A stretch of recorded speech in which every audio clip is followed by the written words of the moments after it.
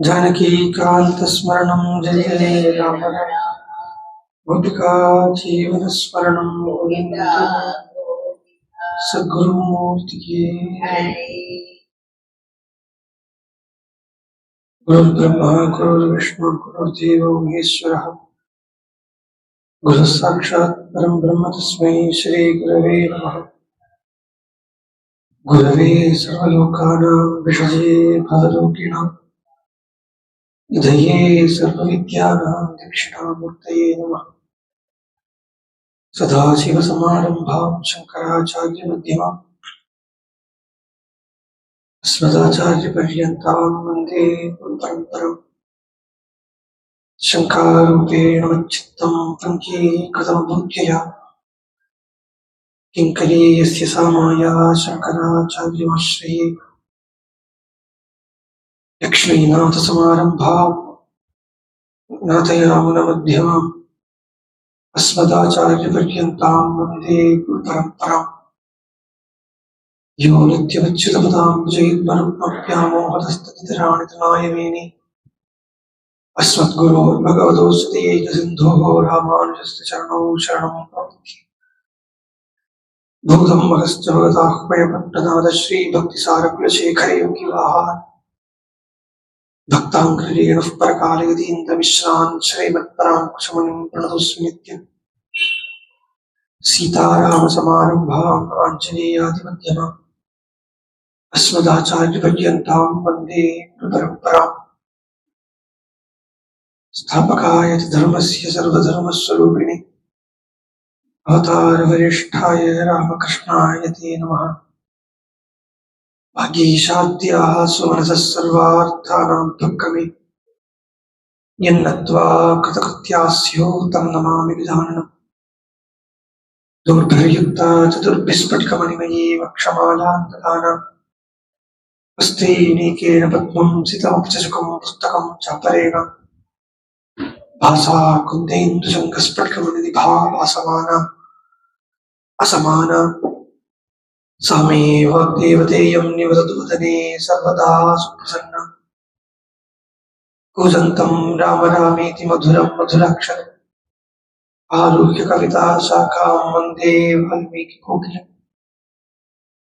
वाल्मीकिर्मुनिसिंहस्य कवितारचारिणः शृण्वन् रामकथानाथं कौनयादिपदाङ्गतिम्।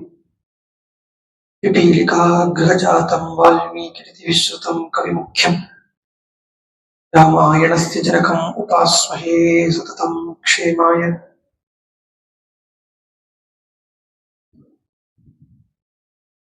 यः पिबन् सततं रामचरितामृतसागरम् तृप्तस्तं मुनिं वन्दे प्राचेतस्मकल्मषम्। खुष्पतीकतवाराशीमशकीकतराक्षसम् रामायणमहामालारत्नं वन्दे नीलात्मजम्। अञ्जनानन्दनं वीरं जानकीशोकनाशनं कपीशम् अक्षहन्तारं वन्दे लङ्काभयङ्करम्। उल्लङ्घ्यसिद्धोः सलिलं सलीलम् शोकवन्यं जनकात्मतायाः आधाय तेनैव ददाह लङ्कां नमामि तम्। प्राञ्जलिराञ्जनेयम् आञ्जनेयमधिपाटलाडनं काञ्चनाद्रिकमनीयविग्रहम् पारिजाततरुमूलवासिनं भावयामि पवमाननन्दनम्। यत्र यत्र रघुनाथकीर्तनं तत्र चित्रकृतमस्तकाञ्जलिम् बाष्पवारि परिपूर्णलोचनं मारुतीं नमत राक्षसान्तकम्। मनोजवं मारुततुल्यवेगं जितेन्द्रियं बुद्धिमतां वरिष्ठम् वातात्मजं वानरयूथमुख्यं श्रीरामदूतं शिरसा नमामि। श्रीरामदूतं मनसा स्मरामि। वेदवेद्ये परे पुंसि जाते दशरथात्मजे वेदः प्राच्येदसादासीत् साक्षात् रामायणात्मना। वैदेही सहितं सुरुद्रमतले हैमे महामण्डपे मध्ये पुष्पकमासने मणिमये वीरासने सुस्थितम्। अग्रे वाचयति प्रभञ्जनस्ते तत्त्वं मुनिभ्यः परं व्याख्यान्तम्। भरतादिभिः परिवृतं रामं भजे श्यामळम्।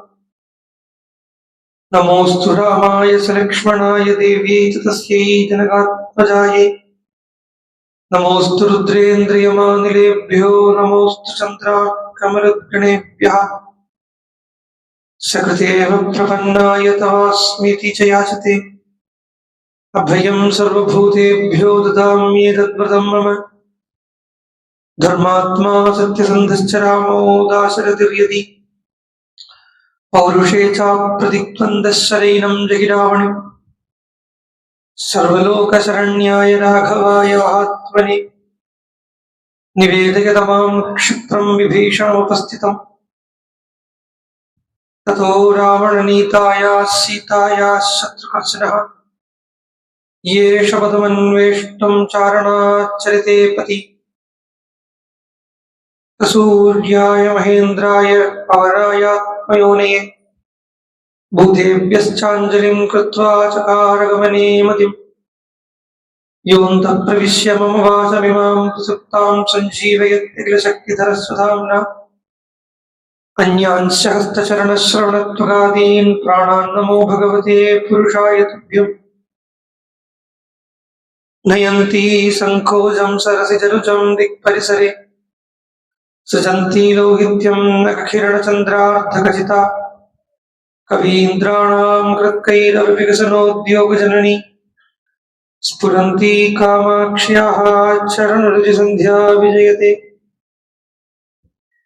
गुर्वर्तेत्युत्तराज्यो विचरदनुवनं पद्मपद्भ्यां प्रियायाः पाणिस्पर्श अक्षमाभ्यां मृदुजपदरुजो यो हरीन्द्रानुजाभ्यां वैरूप्याः शूर्पणख्यायाः प्रियविरहरुषारोपितभ्रूविजृम्भस्त्रस्ताब्धिः बद्धसेतुः कलतवदहनो कोसलेन्द्रो वदान्नः शान्तं पद्मासनस्थं सुरमुनिविनुतं मैथिलीं वामभागम् रुद्रादिसुरविनुतं गुरुसार्वभौमं श्रीरामचन्द्रं भजे सप्तप्राकारमध्ये सरसिजमुकुलोद्भासमाने विमाने कावेरी मध्यदेशे मृदुतरफणिराट् भोगप्रड्यङ्गभागे निद्रामुद्राभिरामं कटिनिकटशिरः पार्श्वविन्यस्तहस्तम् पद्मादात्रीकराभ्यां परिचितचरणं रङ्गराजं भजेऽहम् जानकीकान्तस्मरणं जय जय राम राम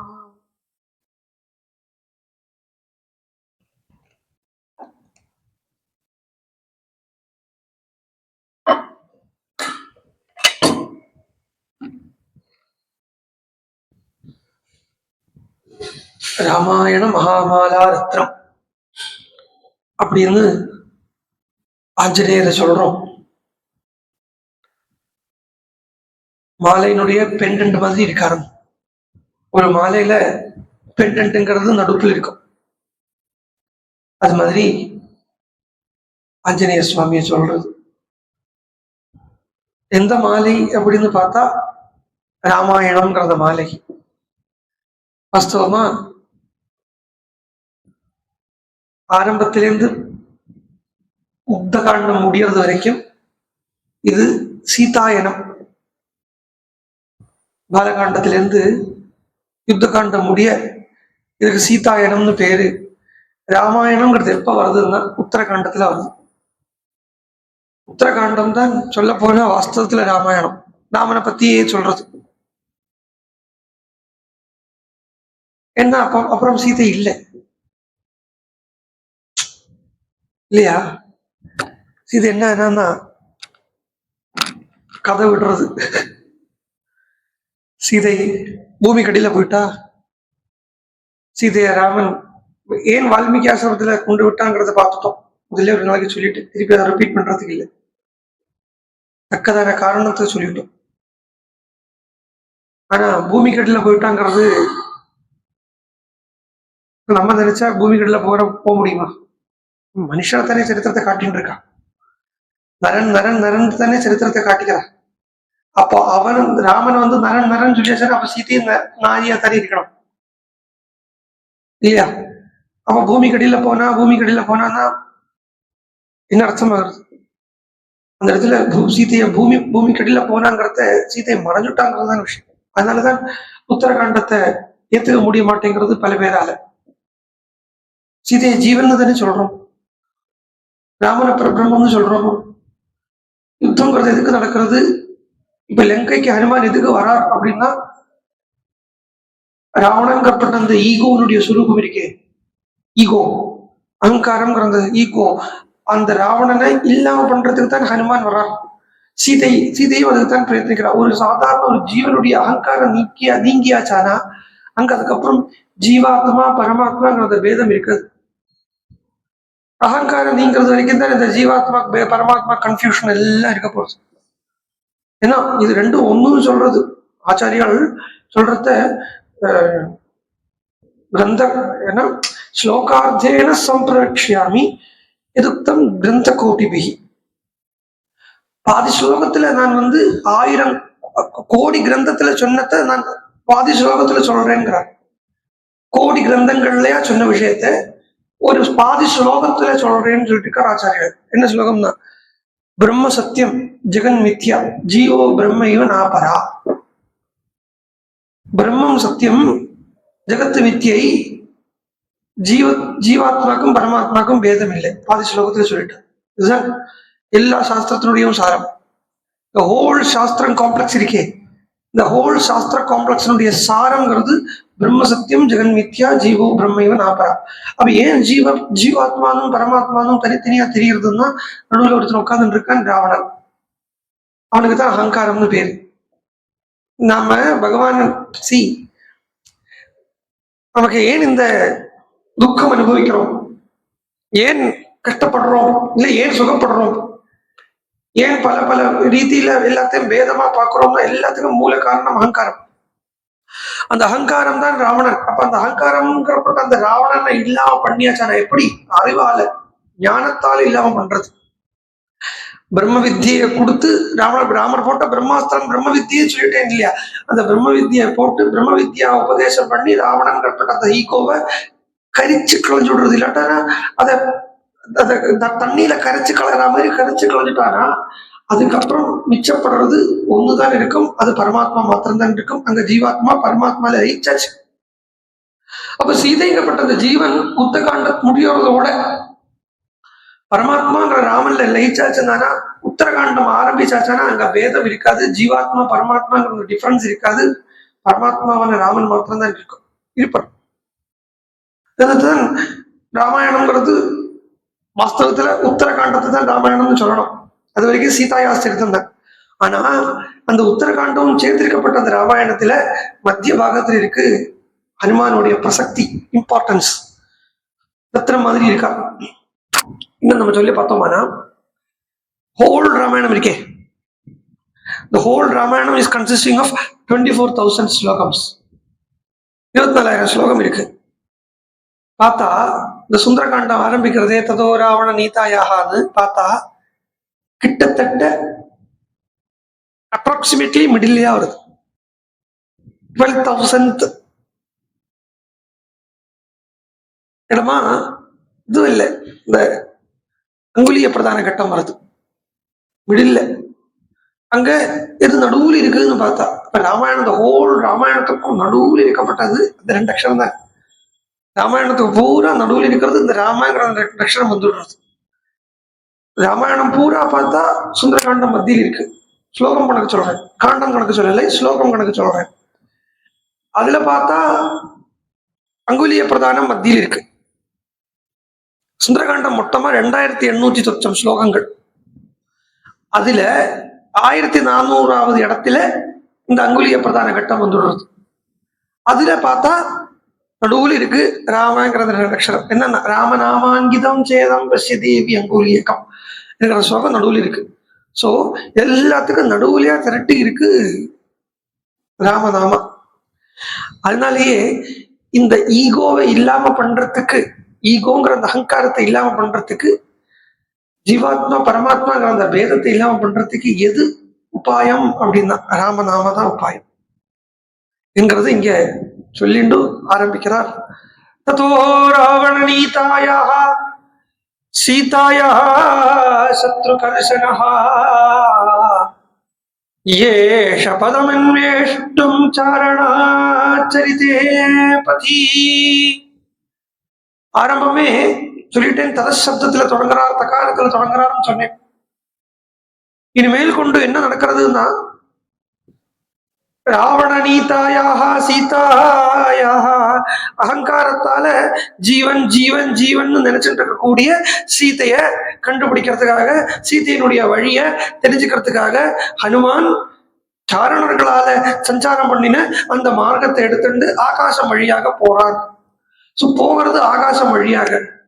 இது எப்பேற்பட்ட காரியம் சொல்றா, துஷ்கரம் நிஷ்பிரதித்வந்தம் சிகீர்ஷன் கர்மவானரஹ சமுத்ர சமுத்ர சமுதக்ர சிரோக்ரீவோ கவாபதிரிவா பபூ.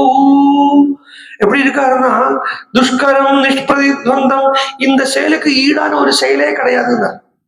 துஷ்கரமான ஒரு செயல், பண்ண முடியாத ஒரு சேஷ்டை, சேஷ்டைன்னா ஆக்டிவிட்டி, இந்த செயலுக்கு ஈடான ஒரு செயல் இல்லைன்னா நிஷ்பிரதித்வந்தம்.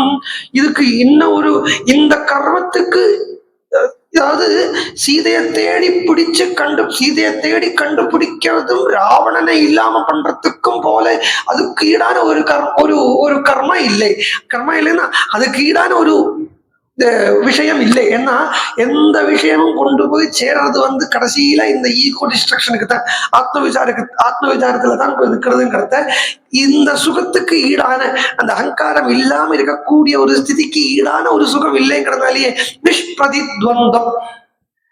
துவந்தம்னா யுத்தம், பிரதித்வந்தம்னா எதிராளின்னு அர்த்தம். எதிராளி இல்லாத நிஷ்பிரதித்வந்தம், எதிராளி எதிரில்லாத ஈடு இல்லாத ஒரு செயல். அந்த ஈடு இல்லாத ஒரு செயலுக்காக யாரு கிளம்புறாருன்னா ஹனுமான்கிற அந்த உத்தமமான குரு கிளம்புறார்.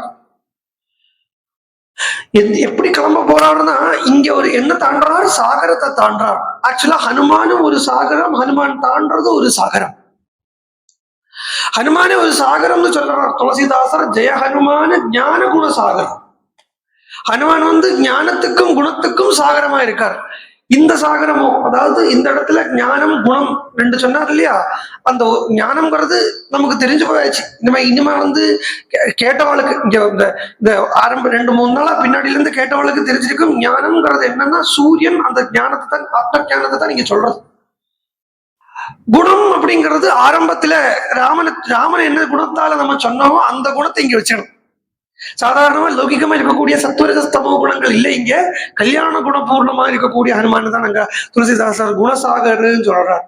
கல்யாண குணங்கள், சத்து குணமோ ரஜோ குணமோ தமோ குணமோ இல்லை. அப்ப அந்த சத்துவ குணமும் ரஜோ குணமும் தமோ குணமும் எங்க இருக்குன்னா அதாலதான் இந்த சாகரமே ஆயிருக்கு.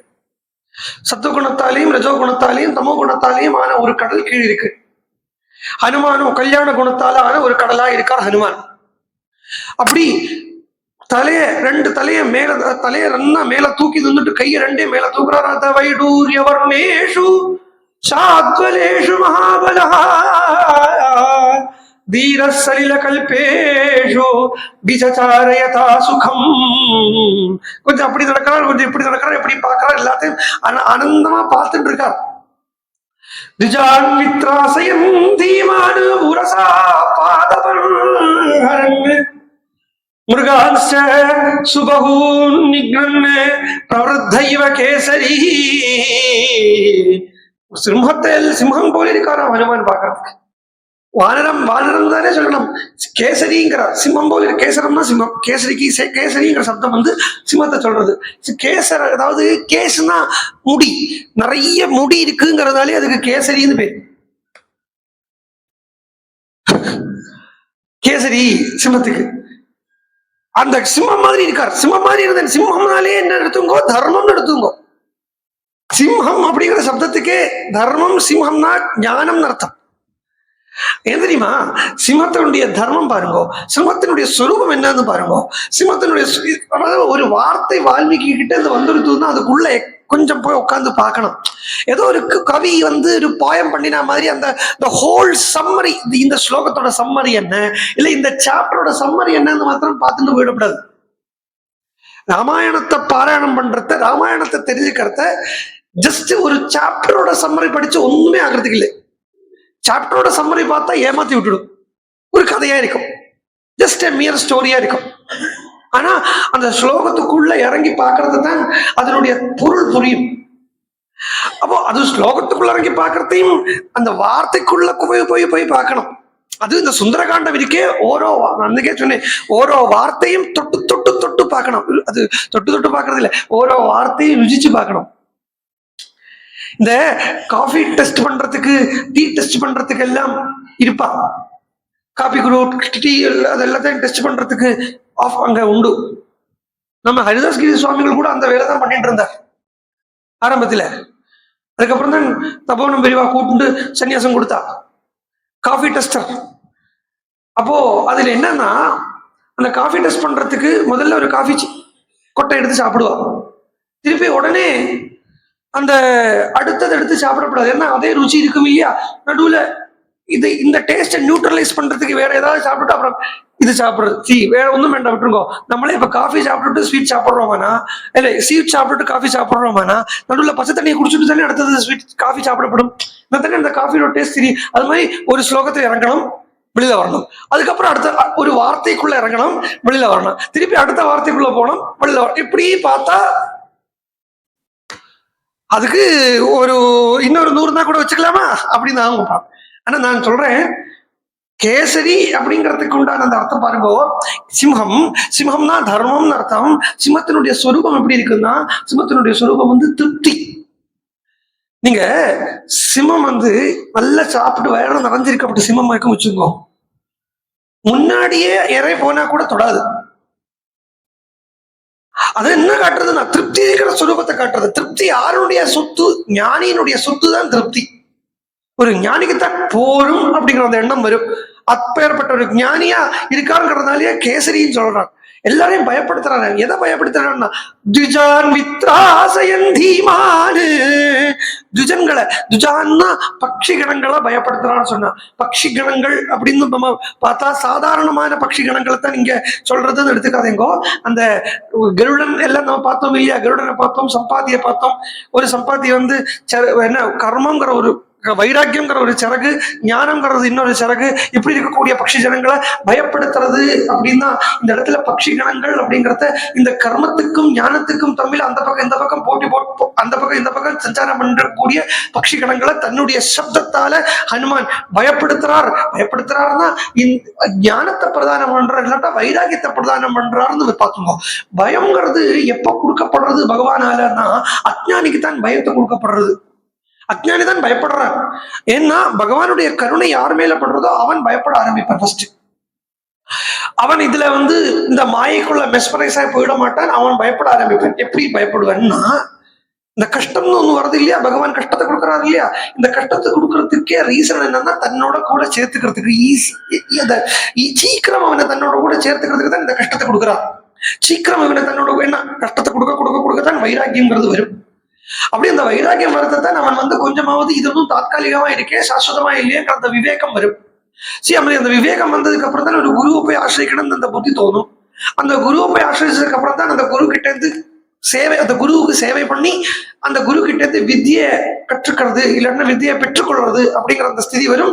வித்தியை பெற்றுக்கொண்டு அதே அனுபவமாகறத அவன் பகவானோட கூட சேர்ந்து விடுறாங்கிறத இந்த பயம்தான் ஞானத்துக்கு மூல காரணமா இருக்கு.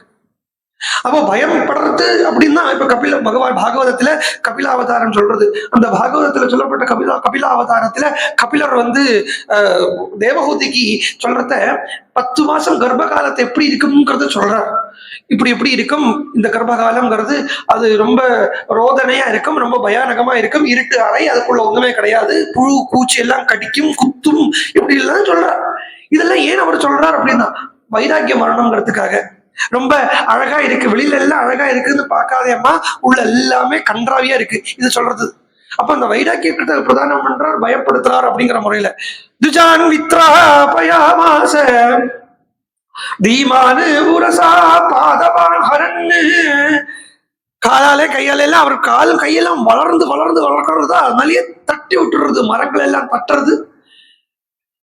நீல லோகித மாஞ்சிஷ்ட பத்மவர்ணைஹி சிதாசிதைஹி ஸ்வபாவ ஸ்வபாவ சித்தேர் விமலைஹி தாதுபிர் சமலங்கிருதம். சொல்றா எப்படி இருக்கு ஹனுமானுடைய தோற்றம் அப்படின்னா, நீல லோகித மஞ்சிஷ்ட பத்ரவர்ணைஹி சித அசிதைஹி, ஒரு 6 வர்ணமயமா இருக்கா. இங்கதான் வால்மீகிக்கு வந்து அந்த என்ன சொல்ல அந்த ட்ரெஷரை மறைச்சு வைக்கிறார். இதுல பாருங்கோ, ஹனுமான் தான் ஏதோ ஒரு குரங்கு டெக்கான் பிரதேசத்துல இருந்து ஒரு மலையை சாடுறது இல்ல கடலை சாடுறது அப்படின்னு நினைச்சுக்காதீங்கோ. ஒரு யோகி சம்சாரம்ங்கிற அந்த கடலை தாண்டறதுதான் இங்க இருக்கு. அது எப்படின்னா, அந்த யோகி 6 நிறத்துல 6 நிறமும் பூர்ணமா தாண்டி நிற்கக்கூடிய நிலையில் இருக்கார் அப்படின்னு சொல்றதுக்கு 6 நிறத்தை இங்க சொல்றார். நீல லோகித மாஞ்சிஷ்ட பத்ரவர்ணைஹி சிதைஹி அசிதைஹி. கருப்பு, அசிதன்னா கருப்பு, சிதன்னா வேலை, நீல புரிஞ்சிடும், லோகிதம்னா சிவப்பு, மாஞ்சிஷ்டம்னா மஞ்சள், பத்ரவர்ணம்னா பச்சை. இது 6 சக்கரத்துடைய நிறமா இருக்கு. அதை தாண்டி நிற்கிறார். பத்ரவர்ணைஹி சிதாசிதைஹி ஸ்வபாவ சித்தைர் விமலைஹி தாதுபிர் சமலங்கிருதம் காமரூபிராவிருஷ்டம் அபீக்ஷ்ணம் சபதிச்சிதைஹி யக்ஷ கிண்ணர கந்தர்வ தேவகல்பை சபன்னகை. அவரை சுத்தி வர நிறைய சித்திகள் தான் இருக்கு. ஆனா அந்த சித்திகள் எதையுமே அவர் கண்டுக்க மாட்டேங்கிறார். ஏன்னா நம்மளே ஏற்கனவே பார்த்துட்டோம். எக்ஷால் கிண்ணறால் கந்தர்வால் இதெல்லாம் சொல்றது சித்திகளைத்தான் சொல்றதுன்னு பார்த்தோம். அப்சரசுகள் இதெல்லாம் சொல்றது சித்திகளை. அப்போ அந்த சித்திகள் எல்லாத்தையும் கண்டுக்காமைக்கு 8 விதமான சித்திகளை சொல்றது. யக்ஷ கந்தர்வ கிண்ணற சாரண கிம்புருஷ அப்சர, வேற 2 விட்டுருக்கேன். அது 2, அதாவது இதெல்லாமே அஷ்டமகா சித்திகளுடைய ரூபத்தில் இருக்கு. இது எல்லாத்தையும் அவர் கண்டுக்க மாட்டேங்கிறார், அப்படியே தள்ளி விடுறார். கவனமே அதுக்கு கொடுக்கறது இல்லை. புப்ளுவே பிரவகைரிஷ்டா பவனே கிருத நிச்சயா. பழக்கிறதுக்கு நிச்சயம் எடுக்கிறார். நிச்சயம் எடுக்கிறதுக்கு முன்னாடி அந்த ஹனுமான் அந்த ஞானியினுடைய ஒரு வெளிப்படுத்தல் பாருங்கோ, அந்த ஞானத்தினுடைய வெளிப்படுத்தல் பாருங்கோ. சசூர்யாய மகேந்திராய பவனாய ஆத்மயோனயே பூதேப்யஸ்சாஞ்சலிம் கிருத்வா சகார கமனே மதிம். சூர்யாய, முதல்ல தன்னுடைய குரு சூரியனுக்கு ஒரு நமஸ்காரம் பண்றார். மகேந்திராய, இந்திரானாம் இந்திரஹா மகேந்திரஹா, ராமச்சந்திரனுக்கு ஒரு நமஸ்காரம். பவனாய, தன்னுடைய அப்பாவா இருக்கக்கூடிய வாயு பகவானுக்கு ஒரு நமஸ்காரம். ஆத்மயோனையே பிரம்ம, ஆத்மயோனா பிரம்மா அர்த்தம், பிரம்மாவுக்கு ஒரு நமஸ்காரம். இவ எல்லாருமே பிரம்ம வித்யா சம்பிரதாயத்துல குரு ரூபத்துல வரப்பட்டவா. பூதேபியஸ்ச, எந்த அளவுக்கு அவர் எல்லாத்திலையும் ராமனை பார்க்கிறாங்கிறத பாருங்க. இதெல்லாம் தனித்தனியா உள்ள நமஸ்காரம் இல்லை. சூரியனை பார்க்கிறாரா, சூரியனும் ராமனாத்தான் தெரியுது. பவனனை பார்க்கிறாரா, பவனனையும் ராமஸ்வரூபமா தான் அனுபவிக்கிறார். ஆத்மயோனியான பிரம்மாவை பார்க்கிறாரா, அந்த பிரம்மாவையும் ராமனாவே அனுபவிக்கிறார். எல்லாம் விட்டு தள்ளுங்கோ. பூதேபியஸ்ச, கூட வந்திருக்கேன் அந்த குரங்குகளுக்கெல்லாம் நமஸ்காரம். பூதம்னு சொன்னாலே உருவானதுக்கு பூதம்னு பேரு. உருவாகிறது அப்படின்னா அங்க என்னெல்லாம் இருக்கும், மரம் மட்டை மலை சமுத்திரம் எல்லாத்தையும் அவர் ராமனா பார்க்கிறார். அதனால பூதேபியஸ்ச அஞ்சலிம் கிருத்வா, எந்த கடலை தாண்ட போறாரோ அந்த கடலையும் ராமனா பார்த்தே நமஸ்காரம் பண்ணிட்டு தாண்டார். எந்த மலைக்கு மேல நின்று இருக்காரோ அந்த மலையுமே ராமனா பார்த்து நமஸ்காரம் பண்ணிட்டு தாண்டார். பூதேபியா சொல்றது கலெக்டிவ் பலம். அங்க ஆகாசத்துல பறக்கக்கூடிய பட்சி உள்பட அவருடைய கண்ணுக்கு ராமனா தான் தெரிகிறது. அவருக்கு ராமனை தவிர வேற எதுவும் தெரிய மாட்டேங்கிறது. அந்த ராம தர்சனத்திலேயே அப்படியே பூரா கம் வாயுர் அக்னிம் சலிலம் மஹீஞ்ச ஜோதின்ஸ்ட சர்வாணி திசோ துருமானி சரித் சமுத்ராஸ்ட ஹரே சரீரம் எத் கிஞ்சனானாம் பிரணமேத தன்யா அப்படின்னு ஒரு பாகவத, ஒரு பக்த உத்தமனுடைய, ஒரு ஞானியினுடைய லட்சணம் ஸ்ரீமத் பாகவதம் சொல்றது. கம் வாயுர் அக்னிம் சலிலம் மஹீஞ்ச, ஜலத்தை பார்க்கட்டும், வாயுவை பார்க்கட்டும், பூமியை பார்க்கட்டும், அப்புறம் பிரகாசத்தை பார்க்கட்டும், திசைகளை பார்க்கட்டும், எல்லாத்திலையும் அவன் என்னமா பார்ப்பன்னு கேட்டா இது எல்லாத்தையுமே தனித்தனியா, இது மலை, இது ஆகாசம், இது ஜலம், இது நதி, இது கடல், இது பட்சி, இது பூதங்கள், இது மலை, இப்படின்னு தனித்தனியா பார்க்காம எல்லாத்தையும் என்னமா பார்ப்பனா ஹரே சரீரம், ஹரி பகவானுடைய சரீரமாக, பகவானுடைய சொரூபமாக பார்த்து அவன் அதை கிஞ்சனானாம் பிரணமேதன்யா, இனி ஏதாவது இதுல சொல்லப்படாதது இருக்குன்னா கூட அதையுமே பகவானுடைய சரீரமாக பார்த்து எல்லாத்துக்கும் அஞ்சலி பண்ணுவன்னு சொல்றது. அதை இந்த இடத்துல ஹனுமானுக்கு பொருந்துறது. அந்த ஞானியினுடைய உத்தம லட்சணம். சர்வத்திலையும் பிரம்ம தரிசனம். அதாவது பகவான் பகவத்கீதையில சொல்றத வித்யா வினய சம்பன்னே பிராமணே கவி ஹஸ்தினி சுனீச்சைவ சுபாகேச்ச பண்டிதாக சமதர்சினா.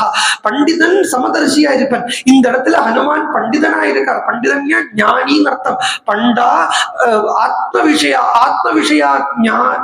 விஷயா வித்யா தஸ்ய சஹா யஸ்யா சஹா பண்டிதா. அதாவது ஆத்ம விஷயத்தை, ஆத்ம விஷயமான ஞானத்தை, ஆத்ம விஷயமான வித்தியை அடைஞ்சவனுக்கு பண்டிதன் பேரு. அப்பேற்பட்ட பண்டிதனாக ஹனுமான் இருக்கார். சர்வத்திலையுமே பகவானை பார்க்கிறார், சர்வத்திலையுமே பிரம்மஸ்வரூபத்தை பார்க்கிறார், சர்வத்திலையுமே ராமனை பார்க்கிறார். ஏன்னா அவரே ஸ்வயம் ஞானமயமா இருக்காருங்கிறதுனாலேயே இந்த இடத்துல ஹனுமான ஞானின்னு வால்மீகி பகவான் அப்படி பட்ட பகல்ல வெளிச்சத்தை காட்டுற மாதிரி சொல்றாரு. தட்சிணஹா. ஹனுமான் எந்த அளவுக்கு ஒரு ஞானி பாருங்க. வால்மீகி வாயிலிருந்து ஹனுமான் ஞானின்னு சொல்லிட்டார். இப்படி எல்லாம் வால்மீகி யாரையுமே சொல்ல மாட்டார். சொல்றார், அஞ்சலிம் புறமுக குர்வன் பவனாய ஆத்மயோனையே. ஆத்மயோனி பகவான் நாராயணனுக்கு தான் ஆத்மயோனின்னு ஒரு பேரு. விஷ்ணு சகஸ்ரநாமத்துல ஒரு நாமமே இருக்கு, ஆத்மயோனி ஸ்ருதி ஸ்ரவாக. ஆத்மயோனிங்கிறது ஈஸ்வரன் சொல்றது, ராமனை சொல்றது. இங்க நேர அந்த ராமச்சந்திரமூர்த்தியை நமஸ்காரம் பண்றார். இரண்டாவது நமஸ்காரம் இது. மற்றது பூதங்களோட எல்லாமே சேர்ந்து ஒரு சாமான்யமான நமஸ்காரம், இது விசேஷ நமஸ்காரம். பவனாய ஆத்மயோனையே ததோஹி விவ்ருதே கந்தும் தட்சிணா தட்சிணாம் திசம். தட்சிணை திக்கு, தெற்கு திக்கு, தெற்கு திக்குங்கிறதையே தட்சிணாமூர்த்தி சுரூபம். அந்த தட்சிணாமூர்த்தியினுடைய திக்குக்கு, இல்லாட்டினா அந்த தட்சிணாமூர்த்தியினுடைய இடத்துக்கு, அந்த ஞானத்தினுடைய தலத்துக்கு அந்த ஞானியான ஹனுமான் சஞ்சாரம் பண்றார். தட்சிணஹா அப்படின்னாலே ஞானின்னு அர்த்தம். தட்சிணானாலே ஞானின்னு அர்த்தம். தக்ஷஹா தட்சிணஹா ஞானம். அதுதான் ஞானியாலதான் தெற்கு திசையை நோக்கி போக முடியும். வேற யாருமே போகலே பாருங்க. கிளம்பினாலே நிறைய பேர், எத்தனை பேர் கிளம்பினா. இந்த பூர்ண ஒரு ஞானியால மாத்திரம்தான் தட்சிண திசையை நோக்கி போக முடியும். அதனாலே விவருதே வளர்றார். எப்படி வளர்றாருன்னா ராம பக்தினாலேயே வளர்றார். ராம பக்திங்கிற அந்த புஷ்டியாலேயே வளர்றார். ராம பக்தியே தான் இவருக்கு ஆகாரமா இருக்கு, உடம்பு வளர்த்துறது.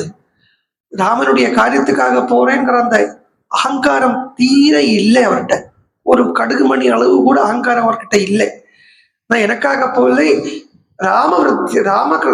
வருதே ராமவிருத்தியர்த்தம், ராமனுடைய காரியத்துக்காக போறேங்கிறதுனாலேயே அந்த ராமனுடைய பக்தியை அவருக்கு அந்த வளர்ச்சியை கொடுக்கறது. அகங்காரத்தை நீங்க என்ன இது லிமிட் படுத்துற மாதிரி, அகங்காரம் இருந்துட்டு நான் போறேன் அப்படின்னு நினைச்சுட்டாங்கன்னா அது பகவானுடைய கிருப்பையை லிமிட் படுத்துற மாதிரி. பிரவச்சனத்தை கூட ப்ரிப்பேர் பண்ணிட்டு பிரவச்சனம் பண்ணா அப்படித்தான் இருக்கும். சுவானுபவத்தை சொல்றேன். நம்ம ப்ரிப்பேர் பண்ணிட்டு எழுதி வச்சுண்டு நோட்ஸ் வச்சுண்டு பிரவச்சனம் பண்ணலாம்னு சொல்லிட்டு வந்தேன் வச்சுங்கோ. அப்படி ஒரு நாளைக்கு வந்தேன்னா அன்னைக்கு வாயை உளரும், வார்த்தை வராது. என்ன பண்ணணும்னா பேசாம இருக்கணும். அது பகவான் ஏன்னா அது பகவான் அப்படியே கொடுக்குறார். இந்த பால் கிரவுண்ட்ல பிச் ஆகி பேட்ஸ்மேன் கிட்ட போகும் பாருங்க, அது மாதிரி அப்படியே பகவான் கொடுக்குறார். இது இந்த உடம்புல வாங்கிக்கிறது, வாய் வழியா வெளில வருது, விட்டுட்டு வச்சுக்கோ. நம்ம அதை லிமிட் படுத்துற மாதிரி இல்லை. மற்றதெல்லாம் நம்ம லிமிட் படுத்துற மாதிரி ஆயிடும், பாயிண்ட்ஸ் எல்லாம் பார்த்துட்டு வந்தா. அது மாதிரி ஹனுமான் அந்த ராம பக்திங்கிறது ஹனுமான் லிமிட் படுத்தாம அந்த அகங்காரம் எங்கேயாவது கொஞ்சம் இருந்துருத்து தானே அது எல்லாத்தையுமே லிமிட் படுத்துற மாதிரி. ஒரு சென் கதை ஒண்ணு இருக்கு. ஒரு சென் கதை. ஒரு சென் மாஸ்டர் கிட்ட ஒருத்தன் வந்தான். அவன் டவுட்ஸ் கேட்கறான். அவன் என்ன பண்ணிருக்கான், அவனுக்கே நிறைய ப்ரீ கன்செப்ஷன்ஸ் எல்லாம் இருக்கு. அவனே ப்ரீ கன்செப்சுவலா இருக்கான். அது அவனுக்கே கொஞ்சம் முன்னாடியா கொஞ்சம் அறிவு ஏதோ கொஞ்சம் இந்த அல்ப புத்தி சொல்லுவா இல்லையா, அல்ப ஞானம் அது வச்சுட்டு இருக்கான். அதோடய வந்திருக்கான். அதோடய வந்த உடனே அவர்கிட்ட கேட்க ஆரம்பிக்கிறான். சி அவன் இவர்கிட்ட எக்ஸ்பெக்ட் பண்ற ஒரு ஆன்சர் இருக்கு. அது இல்லையா, ஒரு வாஸ்தவமா ஒரு குருன்னு சொல்லி ஆசிரியிச்சு போயிட்டோமானா அவர் என்ன பதில் சொல்றாரோ அதுதான் பதில் இருக்கணுமே வரையும் நம்மளோட ஆன்சர் எக்ஸ்பெக்ட் பண்ணி அந்த பக்கம் போய் கேள்வி கேட்கறதுங்கிறது அதை டெஸ்ட் பண்ற மாதிரி இல்லையோ. ஸோ இவர் வந்த உடனே கேள்வி கேட்க ஆரம்பிக்கிறார். இவருக்கு தெரியறது இவன் இந்த மாதிரி பதில் வச்சுட்டு தான் எக்ஸ்பெக்ட் பண்ணிட்டு தான் கேட்கறான் அப்படிங்கிறது இவருக்கு தெரியறது. அதனால இவர் என்ன பண்ணார், முதல்ல ஒரு கப்பில டீ எடுத்தார். டீ எடுத்துட்டு ஹாஃப் கப் டீ வச்சுட்டார். அதுல ஒரு காஃபி வேணுமா கேட்டு இருக்கார். கையில டீ இருக்கு, கிளாஸ்ல ஹாஃப் கப் இருக்கு, உனக்கு காஃபி வேணுமா கேட்டு இருக்கார். அவன் வேணுங்கிறான். காஃபி தரட்டுமா, காஃபி தரட்டுமா, இந்த காஃபி இருக்கு, கிளாஸ் இருக்கு. அவன் திருப்பி கேட்டான், இல்ல இதுல எப்படி நீங்க காஃபி விடுவேன் அப்படின்னு கேட்டான். ஏன் என்னாச்சு கேட்டார். இல்ல இதுல ஆல்ரெடி டீ இருக்கே, அப்புறம் எப்படி காஃபி இதுல விட முடியும். அதே மாதிரி தான் நீ ஆல்ரெடி கொஞ்சம் மனசுல உனக்கு ஐடியா வச்சுட்டு இருக்காய், அந்த ஐடியா முதல்ல தூக்கி போட்டுட்டு வா, அதுக்கப்புறம் இந்த நான் சொல்றது தான் உனக்கு உள்ள கேறும். அதே மாதிரி ஈஸ்வரனுடைய கிருப்பை உள்ள இறங்கணுமானா இந்த ஈகோ ஃப்ரீயா இருந்துட்டோமானா இந்த ஈஸ்வர அனுபவம் சூப்பரா உள்ள கேறத நம்மளால அனுபவிக்க முடியும். அப்படி இருக்கார் ஹனுமான். ராமவிருத்தியர்த்தம் கிளம்பினேன். விருத்தியர்த்தம் விருதே ராமவிருத்தியர்த்தம் சமுத்திர இவ பர்வசு. எப்படி வர்த்திச்சார் அப்படின்னு பார்த்தா, வால்மீகி சொல்றார், பருவ காலத்துல, அதாவது பருவ காலம்னா இந்த டைடு இருக்கே, அந்த என்ன சொல்லுவா, வேலி ஏற்றம் வேலி இறக்கம் சொல்லுவா இல்லையா, இந்த அமாவாசை பௌர்ணமி இதுக்கெல்லாம் டைடு ரைஸா, ஹைடைடு. ஹைடைடுல எப்படி கடல் வளருமோ அது மாதிரி ஹனுமான்கிற அந்த குணசாகரம் வளர்றாராம். சமுத்திர இவ பர்வசு, கடல் ஹைடைட்ல கடல் வளர்ற மாதிரி. ஹைடைடு வர்றதுக்கு காரணம் பௌர்ணமி. பௌர்ணமிக்கு தான் ஹைட்ரேட் வருது, அமாவாசைக்கு ஹைட்ரேட் வராது. பௌர்ணமிக்கு தான் ஹைட்ரேட் வருது. பூர்ணமா இருக்காருங்கிறத காட்டுறாங்க. சமுத்திர இவ பர்வசு நிஷ்பிரமாண சரீர சல்லங்கைஷோ ராம்னவம் பாஹுபியாம் பீடயாமாச சரணாபியாம் ச பர்வதம். காலாலையும் கையாலையும் காலாலையும் ரெண்டு போட்டு அடிச்சு அந்த மலை இருக்கே, அந்த மலையை ரெண்டு உலுக்கி அப்படி உழுக்கிற வேளையில அதுல நிறைய மரங்கள் எல்லாம் இருக்கு. அந்த மரங்கள் எல்லாம் கீழே விழுறது, மரங்கள் ஷேக் ஆகிறது. ஷேக் ஆகக்கூடிய மரங்கள்ல நிறைய பூக்கள் எல்லாம் இருக்கு. அந்த பூக்கள் எல்லாம் ஹனுமான் மேல வந்து விழுறது. பூக்கள் எல்லாம் ஹனுமான் மேல விழுந்த உடனே ஹனுமானுடைய ஒரு ரோமகோபத்திலே பெரிய பெரிய பஞ்சஸா இருக்கப்பட்ட அந்த பூக்கள் எல்லாம் வந்து விழுறத பார்த்தா அதுவே ஒரு மரமாட்டம் இருக்கு. அப்படியே ஹனுமான் ஏந்திரது நிக்கிறத பார்த்தா அவரே இன்னொரு மலை மாதிரி இருக்கா. அதனால என்ன மாதிரி இருக்காருன்னா, ஒரு மலைக்கு மேல இன்னொரு மலையா இருக்காருன்னா, மகேந்திர பர்வதத்துக்கு மேல இன்னொரு மகேந்திர பர்வதம் மாதிரி இருக்கா. என்ன ரெண்டுமே மகத் ஸ்வரூபம். மகத் அப்படின்னாலேயே புத்தி, ரெண்டுமே புத்தி ஸ்வரூபம். ரெண்டனுடைய தாற்பயமே ஞானத்தை அடையிறதுதான்ங்கிறதுனாலேயே ரெண்டனுடைய ஹனுமானுடையவும் மகேந்திர இது இந்திர மகச்சாசம் இந்திர சேதி அப்படின்னு ரெண்டுமே அந்த ஞான ஸ்வரூபமா இருக்கு, புத்தி ஸ்வரூபமா இருக்கு. அதை காட்டி சமஹான் சத்வசன்னாதா சைலபீடானித நிமித்ததா பிருத்திவீம் பூரயாமாச திசச்சோபவனானி ச சிரோபிஹி பிருத்திவிர்நாகாः व्यक्त स्वस्तिकलक्षणैः ममन्तपावकं घोरं तदसंशयिषुणैः शिलाः तास्ततात् सविवैर्दष्टाः कवितैस्तैर्महाशिलाः जज्जुलुः पावकोदीप्ता विभिदुश्च सहस्रशः यानि तौषधजालानि तस्मिन् जातानि पर्वते விஷக்னானுவினாகானா நசேகுஹு சமிதம் விஷம். நாகங்கள் இருக்கு அந்த மலையில, குகைக்குள்ள நாகங்கள் இருக்கு, விஷ ஜந்துக்கள் எல்லாம் இருக்கு. அந்த ஹனுமான் இந்த மலைக்கு மேல ஏறி நின்ன உடனே அந்த குகைக்குள்ள இருக்கக்கூடிய விஷ நாகங்களும் விஷ ஜந்துக்கள் எல்லாம் வெளியில வந்து நிக்கிறது. ஆனா அதுகளால விஷத்தை கக்க முடிய மாட்டேங்கிறது பயத்தால. குகைக்குள்ள இருந்து விஷ நாகங்கள் வந்திருக்குன்னா ஹனுமான் அந்த புத்தி தத்துவம், ஹனுமான் அந்த பக்தன் அந்த சம்சர்க்கத்தாலேயே ஹிருதய குகைக்குள் இருக்கப்பட்ட விஷ சிந்தைகள் எல்லாம் வெளியில போறது பாருங்க. ரிஷிகளும் சாரணாலும் இன்னும் சில வித்யாதரர்களும் எல்லாம் ஹனுமான் இப்படி நிக்கிறத பார்த்து ஆகாசத்துல பயந்துட்டு குடும்பத்தோட வந்து நின்றுட்டு பாக்கலாம். நிக்கிறாரே இப்படி நிக்கிறாரே இப்படி நிக்கிறாளே இப்படி நிக்கிறாளே. ஆனா அவளை யாரையுமே கண்டுக்கலைன்னு, அவளுக்கு எல்லாம் கண்டுக்கலைன்னா அவளெல்லாம் கூட்டிட்டு போறதாக லட்சணம் இல்லை. சமுத்திரஸ்ய பரம்பாரம் துஷ்பிராபம் பிராப்துமிச்சதி. சமுத்திரஸ்ய துஷ்பாரம், சமுத்திரத்தினுடைய அக்கறை, பார்க்க முடியாத கரையை பார்க்கறதுக்கு ஆசைப்படுறார். எதுக்குன்னா ராமார்த்தம் வானரார்த்தம் சிகீர்ஷன்னு கர்மதுஷ்கரம், ராமனுக்காகவும் ராமனை ஆசிரிச்சிருக்கக்கூடிய வானர்களுக்காகவும் இந்த ஒரு பண்ண முடியாத அரியதான ஒரு கர்மாவை பண்றதுக்கு இருக்கிறார். இப்படி எல்லாருமா சொல்லிக்கிறாளா, அனுமான் இப்படி இந்த வெளியில வந்து நிற்கிறாளே இந்த வித்யாரதர்கள் எல்லாம் இப்படி சொல்லிக்கிறா. அந்த போற வழியிலேயே அங்க இருக்கக்கூடிய கோரமான மிருகங்கள் எல்லாம் அழறதுகள், பயத்தால் அழறது, ஓடுறது, சாடுறது, குதிக்கிறது. ஹனுமான பார்க்கறத சாது மிருகங்களுக்கெல்லாம் சந்தோஷமா இருக்கு, பயம் கோர மிருகங்களுக்கெல்லாம் பயம் பயானகமா இருக்கு. ஹனுமான் எப்படி நிற்கிறார் அப்படின்னு பார்த்தா ரெண்டு கையும் உயர்த்தி பிடிச்சுண்டு வாழை போட்டு ஒரு சுழட்டி ஒரு அடி அடிச்சுட்டு நிற்கிறத பார்த்தா கருத்மானிவ கருடேனேவ கிரியமானா மகோரகா ததிர்ஷே கருடேனேவ கிரியமானா மகோரகா பாஹூ சம்ஸ்தம்பயாமாஸ மகாபரிக சந்நிபைஹி. மகாபரிகம்னா பெரிய ஒரு உருவெடுத்துட்டு ரெண்டு கையே தூண் மாதிரி மேல அப்படி உசத்தி வச்சிருந்த கருத்தை, இது பாம்புகள் எல்லாம் பார்த்து ஹனுமானை பார்த்து பயப்படுறது என்ன கருடன் வந்துட்டாரோ நினைக்கிறதா.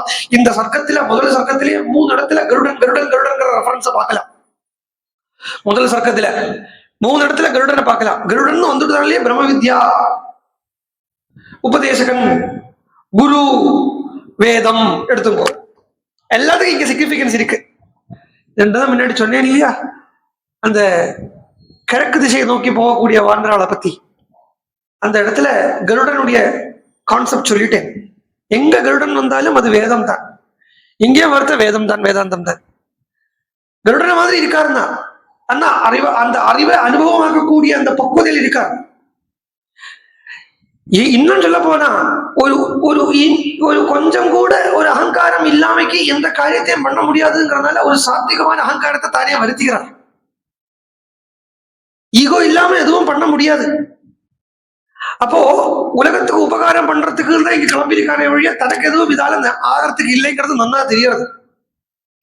இது சமுத்திரத்தை தாண்டி சீதையை கண்டுபிடிச்சு ஹனுமானுக்கு என்ன ஆகிறதுக்கு இருக்கு, கதையாவே பாருங்க. இவ்வளவு கஷ்டப்பட்டு ராத்திரி போய் லங்காவை பூரா சுத்தி அடிச்சு, ஏன்னா ராமனால ஹனுமானுக்கு உபகாரம் உண்டாகல, சூரியனுக்கு தானே உபகாரம் உண்டாச்சு. நியாயம் தானே கேட்கறது. அப்ப ஹனுமான் இப்ப பக்தி பக்தன் அது வேற விஷயம்,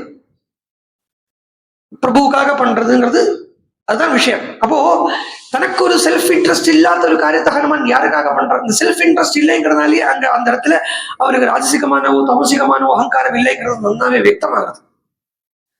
அவர் ராஜசிக தாமசிக அகங்காரம் இல்லாத ஒரு யோகி சாத்விகத்தில கூட பரமசாத்விகமான ஒரு அகங்காரத்தை கை கொள்ள வேண்டி இருக்கு லோக உபகாரத்துக்காக. இந்த சாத்விகம் ராஜசிகம் தாமசிகம் தான் என்னன்னு புரியறதோ இல்லை, அது விஷயம் இருக்கு. இது குணத்தை சொல்றது, குணங்களை 3ஆ சொல்றது. லோகத்தில் எங்க பார்த்தாலும் இந்த 3 இருக்கு. 3 லோகான் சொல்றோம் இல்லையா, 3 லோகங்கள். இந்த 3 லோகம்னா பூமி இருக்கு, அதுக்கு மேல பூர லோகம் இருக்கு, சூர்லோகம் இருக்கு, அப்படி எல்லாம் நினைச்சுக்காதீங்க. இதுதான் இருந்துகிட்டோம். அப்ப இங்க யாரும் போறது இல்லை.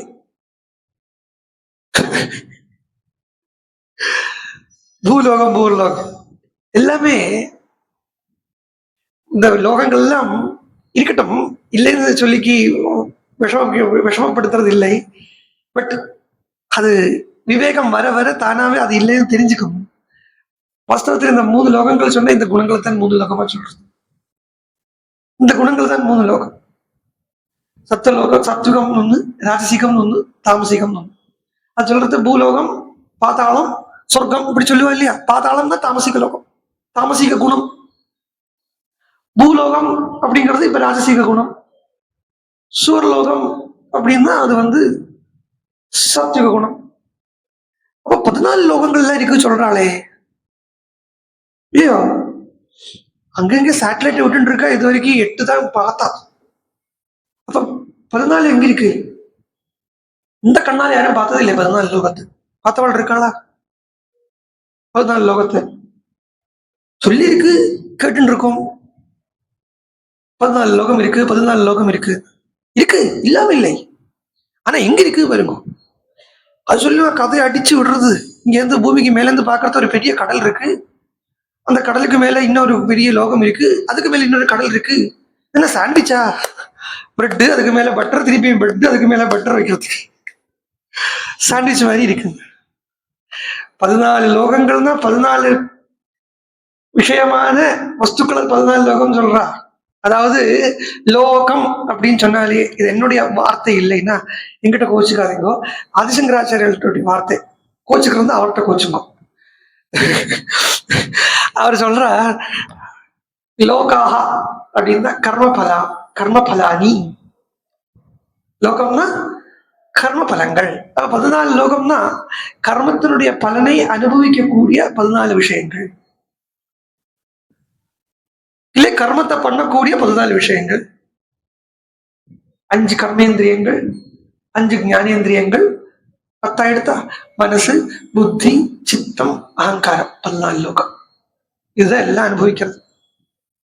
இதை தவிர வேற லோகம் இருக்குன்னா அதை எங்கேயும் எடுத்துக்கிட்டோம், அதுக்கு நமக்கு சம்மதம் இல்லை. நமக்கு நம்ம பொருத்தப்பட்டு உள்ளதை பார்த்தா போயுமே, அடுத்தது விஷயத்த போய் பார்த்துட்டு இருக்கணுமா? அடுத்ததுல என்ன வேணா நடந்துட்டு போட்டுமே. இப்ப இங்கேயே எல்லாம் இருக்கு, இங்கேயே 14 லோகம் இருக்கு, இங்கேயே 3 லோகம் இருக்கு, இன்னும் 7 லோகம் சொன்னா இங்கேயே 7 லோகம் இருக்கு. இந்த மன்வந்திராலாம் சொல்றோம் இல்லையா, மனுக்கள். அத 14 மனுக்கள் சொல்றாளே, 14 மனுக்கள் யாரு? 14 இதுதான் 14 மனுக்களா சொல்லித்து. மனசனுடையதுகள் அதான் மனுக்கள். மனசனுடையது அப்படிங்கறத இந்திரியம் தான் மனசனுடையது. 14 மனு. சோ எல்லாம் நமக்குள்ளே இருக்கு, பாத்துக்கலாம். அப்போ கொஞ்சம் அகங்காரம் குணம் அப்படின்னு சொல்லி நான் சொல்லிட்டேன். அங்கிருந்து தான் வந்தேன். குணம் அப்படின்னா சத்துவ குணம்னு ஒண்ணு, ரஜோ குணம்னு ஒண்ணு, தமோ குணம்னு ஒண்ணு. இது அப்பப்போ நமக்குள்ளே இருக்கும். பகவத்கீதையில 14வது அத்தியாயத்துக்கு இதுதான் பேர், குணத்ரய விபாக யோகா அப்படின்னு அதுக்கு பேர் சொல்ற. குண விபாக யோகா இல்ல, குணத்ரய விபாக யோகா. டிவிஷன் ஆஃப் குணம்ஸ் இல்லை, டிவிஷன் ஆஃப் 3 குணம்ஸ்.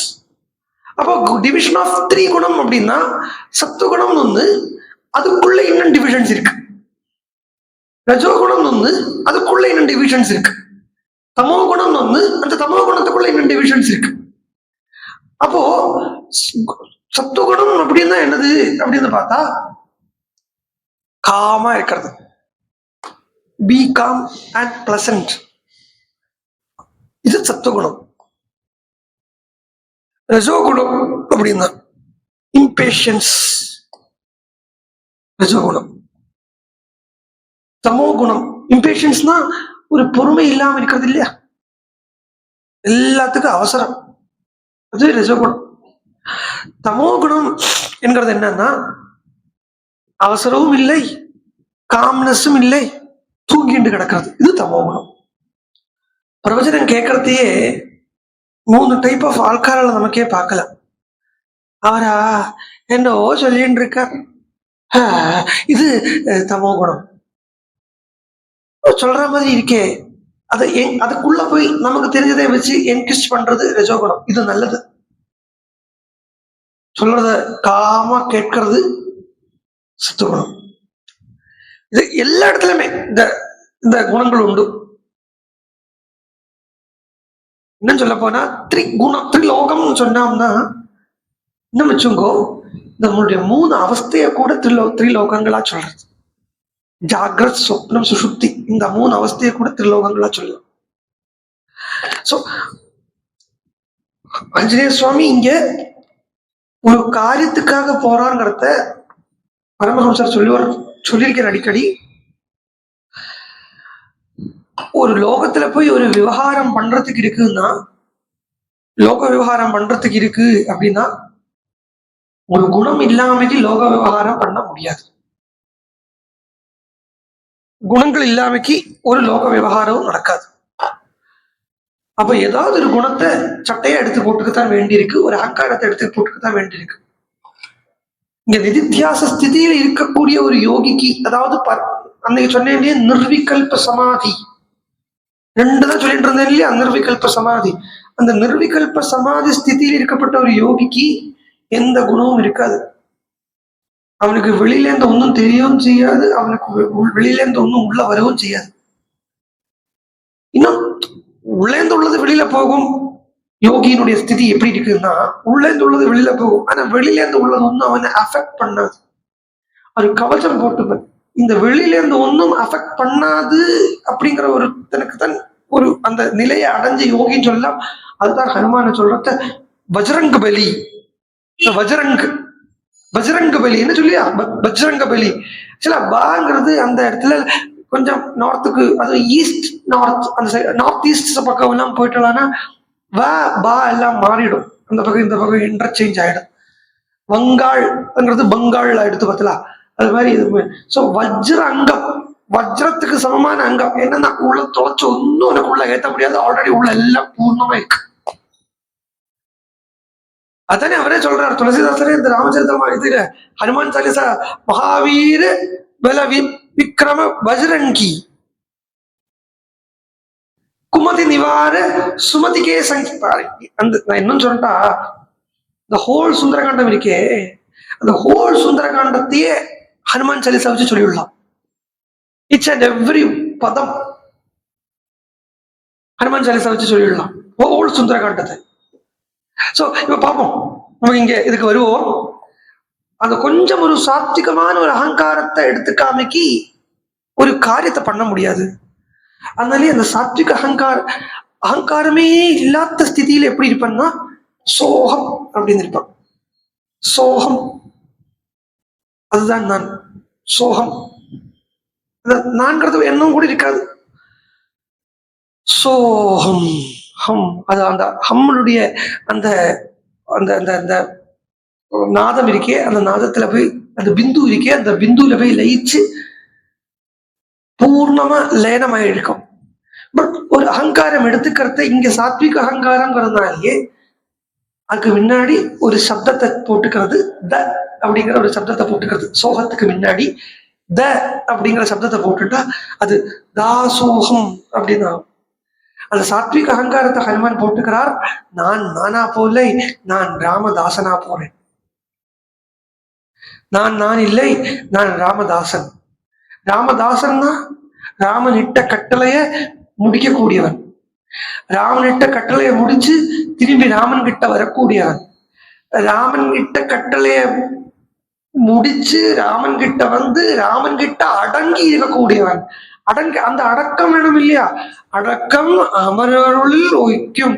அது சொல்றாரு இந்த இடத்துல தேவாள்ல லாஸ்ட் வந்து ஹனுமான ஸ்தோத்திரம் பண்றதே பார்க்கல, இந்த அடக்கம் உள்ளவன அமரர்களுக்கும் மேல கொண்டு வச்சுடுறாங்க. சோ அந்த அந்த அந்த தாசபாவம் என்ன, ராமன் கிட்ட வந்து திரும்பி அடங்கி இருக்கிறது, அடக்கம் இல்லாம இருக்கிறது இல்லையா, அடங்கி இருக்கிறது. நான் என்னாலதான் ராமனுக்கு சீதையே திரும்பி கிடைச்சதுங்கிறது வந்து அது ஹனுமான் இல்லை. இதுதானதான் வாலியன் ராமன் ஏன் அன்னைக்கு இல்லாம ஆக்கினார், வாலியனுடைய அந்த புத்தியை ஏன் இல்லாம ஆக்கினார்ங்கிறத பார்த்தோம். அப்படி வந்து சொல்றத யதா ராகவ நிர்முக்தா சரஸ்வசன விக்ரமஹ கச்சே தத்வத்கமிஷ்யாமி லங்காம் ராவண பாலிதாம். எப்படி ராமனால விடப்பட்ட பாருங்க, ராமன் கிட்டே இருந்து போனான்னு சொல்லலை. அதுதான் இங்கெல்லாம் ரொம்ப நுணுக்கம் இருக்கு. ராமன் கிட்டேந்து போனது அப்படின்னு சொல்லிட்டானா அது வந்து ஆக்டிவ் வாய்ஸ்ல வந்துடுறது. அந்த அம்பு போச்சு அப்படின்னு வரும் இல்லையா? ஆனா இங்க எப்படி சொல்றார், ராகவனால விடப்பட்ட அப்படின்னு பசி வாய்ஸ்ல சொல்றத, அந்த அம்பு சுதந்திரமா போகலை, அந்த அம்பு ராமனால விடப்பட்டது, அதனால போச்சு. யதா ராகவன் கர்த்திருவம் இல்லை, இங்க கர்த்திருவம் இல்லை, நான் போகலை, அவன் விட்டான், அதனால போச்சு. அப்போ யதா ராகவ நிர்முக்தா சரஸ்வசன விக்ரமஹ கச்சே தத்வத் கமிஷ்யாமி லங்காம் ராவண பாலிதாம். ராவணனால பரிபாலனம் பண்ணிட்டு இருக்கக்கூடிய லங்கைக்கு ராமன் விட்ட அந்த அம்பு போல நான் போறேன். ராமன் கிட்ட இருக்கப்பட்ட அம்புன்னா எதுன்னா அது பிரம்மாஸ்திரம் தான் அம்பு. ஒரு சொல்லு ஒரு வில்லு, ஒரு இல்லுன்னா ஒரு வில்லு தான் வச்சுட்டு இருக்காரு, ஒரு அம்பு தான் அப்ப இருக்கும். நிறைய அம்பெல்லாம் இருக்குன்னு சொல்றா, அதெல்லாம் மந்திர கிராமங்கள் தான். அதெல்லாம் நம்ம ஆல்ரெடி பார்த்துட்டோம். ராமன் கிட்ட நிறைய அம்புகள் இருக்கு அப்படின்னு சொல்றதும், கிருஷ்ணன் நிறைய பொண்டாட்டியை கல்யாணம் பண்ணிட்டு இருக்கான்னு சொல்றதும் மந்திர கிராமத்தை தான் சொல்றது. ரெண்டுமே மந்திரங்கள் தான். ராமனோட கையில் இருக்க அது பக்கவா ராமாயணத்துல நன்னா தெரியறது. விஸ்வாமித்திரர் அஸ்திர சஸ்திரங்களை ராமனுக்கு பிரதானம் பண்றத எல்லாம் மந்திரத்தை தான் கொடுக்குறாருன்னா, அப்ப இந்த மந்திரங்கள் உபனிஷத் மந்திரங்கள் எல்லாமே ராமனுடைய ஆவநாழியில அது சொல்லுவா இல்லையா, ஆவநாழின்னு சொல்லுவா அதுக்கு மலையாளத்துல. அது அம்புரா தோணியில அந்த ராமனுடைய அம்புகள் எல்லாமே விஸ்வாமித்திரர் கொடுக்கப்பட்டது என்னன்னா மந்திரங்களை தான் கொடுத்தார். அதெல்லாம் ஒன்னா உட்கார்ந்து இருக்கு. அதே மாதிரி தான் கிருஷ்ணனுடைய பத்திரிகள் எல்லாம் நரகாசுரன் கிட்ட இருந்து மீட்டு வந்தது என்னது அன்னைக்கு பார்த்தோம். அது எல்லாமே மந்திரத்துல தான். எல்லாமே ஒரு பொண்ணை போய் கிருஷ்ணன் கல்யாணம் பண்ணிட்டு 16,008 பொண்ணுங்களை போய் கல்யாணம் பண்ணிட்டு வந்தாங்கிறதெல்லாம் நினைச்சுக்காதீங்க. சோ அதெல்லாமே மந்திர சுரூபம். அது பட்டதிரி சொன்னா உபனிஷத் சுந்தரி மண்டலைஸ்ட வைகுண்டத்துல வந்து பகவான் நிறைய சுந்தரிகளால சுத்தின்னு இருக்காருன்னா, எந்த சுந்தரிகள்னு நன்னா உட்கார்ந்து பாக்குறது அது ஒன்றும் பொங்கல் இல்லை. இந்த மாதிரி லிங்க சரீரம் எடுத்துட்டு இருக்கக்கூடிய பொங்கல் இல்லை. அதெல்லாமே உபனிஷத் சுந்தரி மண்டலைஸ்ட அப்படின்னு உபனிஷத் சுந்தரிகளால மண்டலின்னு ஆவர்த்தம் பண்ணிட்டு சுத்தின்னு இருக்கக்கூடியது அர்த்தம். அப்படி அந்த உபனிஷத் சுந்தரிகள் தான் அந்த இடத்துல மந்திரங்களா இருக்கு. அந்த மந்திரங்கள் தான் அந்த இடத்துல ஸ்திரீகளா இருக்கு. அதே மாதிரி ராமனுடைய ஆவநாழியில எது அம்புகளா இருக்குன்னா எல்லாமே அந்த மந்திரங்கள் அந்த மந்திர சுரூபமா இருக்கு. அதுல அதுவும் உபனிஷத் மந்திரங்கள் இருக்குங்கிறத, அந்த உபனிஷத் மந்திரங்கள் 1000 இருந்தாலும் எல்லா உபனிஷத் மந்திரத்தினுடைய லட்சியம்ங்கிறது பிரம்ம வித்யை தான். சோ அந்த ராமன் விட்ட சரம் அப்படின்னா பிரம்ம வித்யை தான் போறது. இங்க பிரம்ம வித்தியே போறது ராவணன் கிட்ட. ஏன் பிரம்ம வித்தியே ராவணன் கிட்ட எங்க போறதுன்னு சொன்னா லங்கைக்கு போறது. அதுவும் ராவணனால பரிபாலனம் பண்ணிட்டு இருக்கக்கூடிய லங்கைக்கு போறதுன்னா, ராவணனால பரிபாலனம் பண்ணிட்டு இருக்கக்கூடிய லங்கைங்கிறது என்னது அப்படின்னு பார்த்தா ராவணன்ங்கிறது ஈகோன்னு சொல்லிட்டோமா. ஈகோவால பரிபாலனம் பண்ணப்படுறது வேற ஒன்றும் இல்லை, பாடி மைண்ட் காம்ப்ளெக்ஸ். இந்த பாடி சரீரம் ஆத்ம புத்தி ஜீவாத்ம புத்தி சரீராத்ம புத்தி இதுதான் லங்கா. லங்கைங்கிறது அந்த லங்கைக்கு இருக்கு. அங்க லங்கையில ஆப்பிட்டு இருக்கிற சீதைய மீட்கிறதுக்கு அந்த ஈகோவே இல்லாம பண்றதுக்கு பிரம்ம வித்யா போறது. அதனாலே சொல்லுகிறார் யதா ராகவ நிர்முக்தா சரஸ்வசன விக்ரமஹா கச்சே தத்வத் கவிஷ்யாமி லங்காம் ராவண பாலிதாம். சப்போஸ் அங்க நான் சீதையை பார்க்கலையானா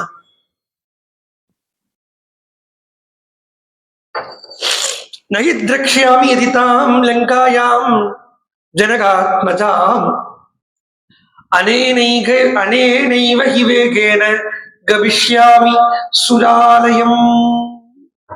இதே வேகத்தால சுராலயம் போவேன். இப்ப பாருங்க, 2 நாள் முன்னாடி நான் ஒரு விஷயம் சொல்லியிருந்தேன். இப்ப இதே இந்த 3 லோகான் அப்படிங்கிற அந்த கான்செப்ட்லயே ஒன்னு சொல்லியிருந்தேன். தமோ லோகம் இல்லைன்னா அந்த சத்துவம் ரஜசு தமசு இருக்கு இல்லையா, அதுல சத்துவம் அப்படிங்கிறது பிரம்மலோகத்தை எடுத்துங்கோ. பிரம்மலோகம் இருக்கே அதை சாத்விகமா எடுத்துக்கிறது, சொர்க்கலோகத்தை ராஜசிகமா எடுத்துக்கிறது, பூலோகத்தை தாமசிகமா எடுத்துக்கிறது. இதுக்கு காரணம் இருக்கு. தாமசத்தினுடைய நிறம் கருப்பு, பூமியினுடைய நிறமும் கருப்பா தான் சொல்லப்படுறது. கிருஷ்ணவண்ணா அப்படிதான் சொல்றது பூமியை. சோ பிரம்மலோகத்தை சத்துவமா எடுத்துட்டா இப்ப ஹனுமான் சாத்விக ரீதியா தானே போறாரு சொன்னோம். இங்க போய் சுராலயத்துக்கு போவேன் அப்படின்னு சொல்றாரு. சுராலயம் அப்படிங்கிறது அங்கேயும் நேர சொர்க்கத்துக்கு போவேன் அப்படின்னு கோஷம் பண்ணிட்டு போகல. இந்த சாத்விகத்தால ஒரு கால் அந்த ராவணங்கிற அந்த ஈகோவை இல்லாம பண்ண முடியலையானா நான் ராஜசீக பாவம் எடுத்துப்பேன்.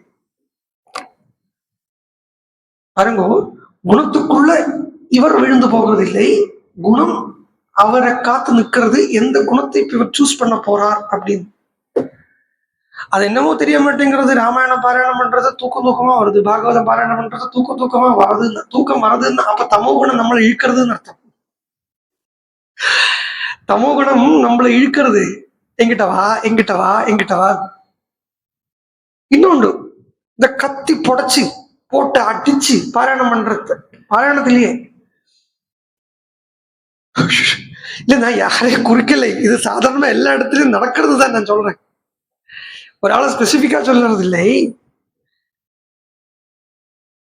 இது சாதாரணமா அது என்னன்னா அது வழக்கமாயிடுது. அது அவளுடைய கண்ட்ரோல்லயே இல்லைன்னு சொல்லிட்டு அது குணத்துக்குள்ள ஆகப்பட்டுக்கிறதுன்னு தான் அர்த்தம்.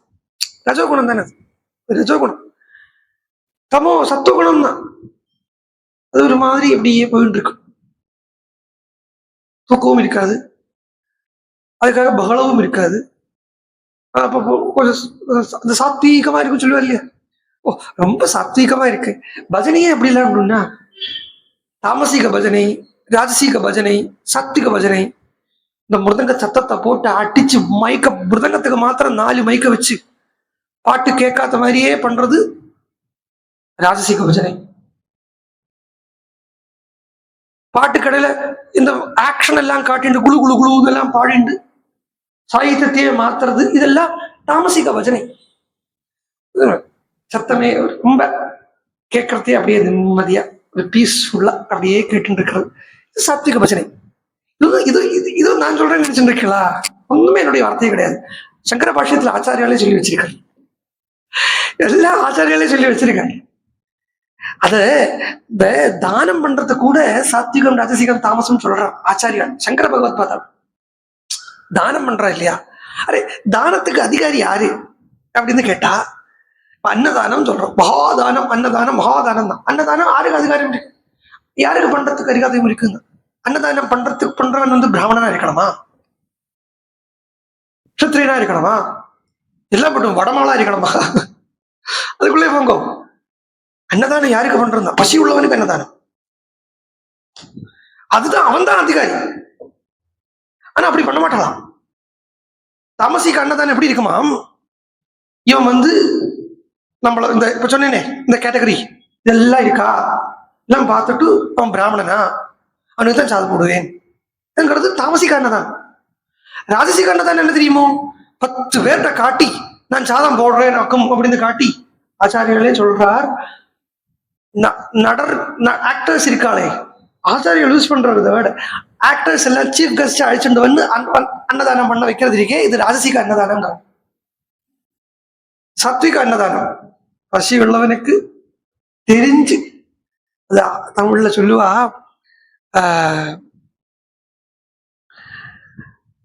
என்னோட தாயை பத்தி சொல்றத தாயினும் சாரப்பெறுதல் அப்படின்னு ஒரு சொல்லுவா.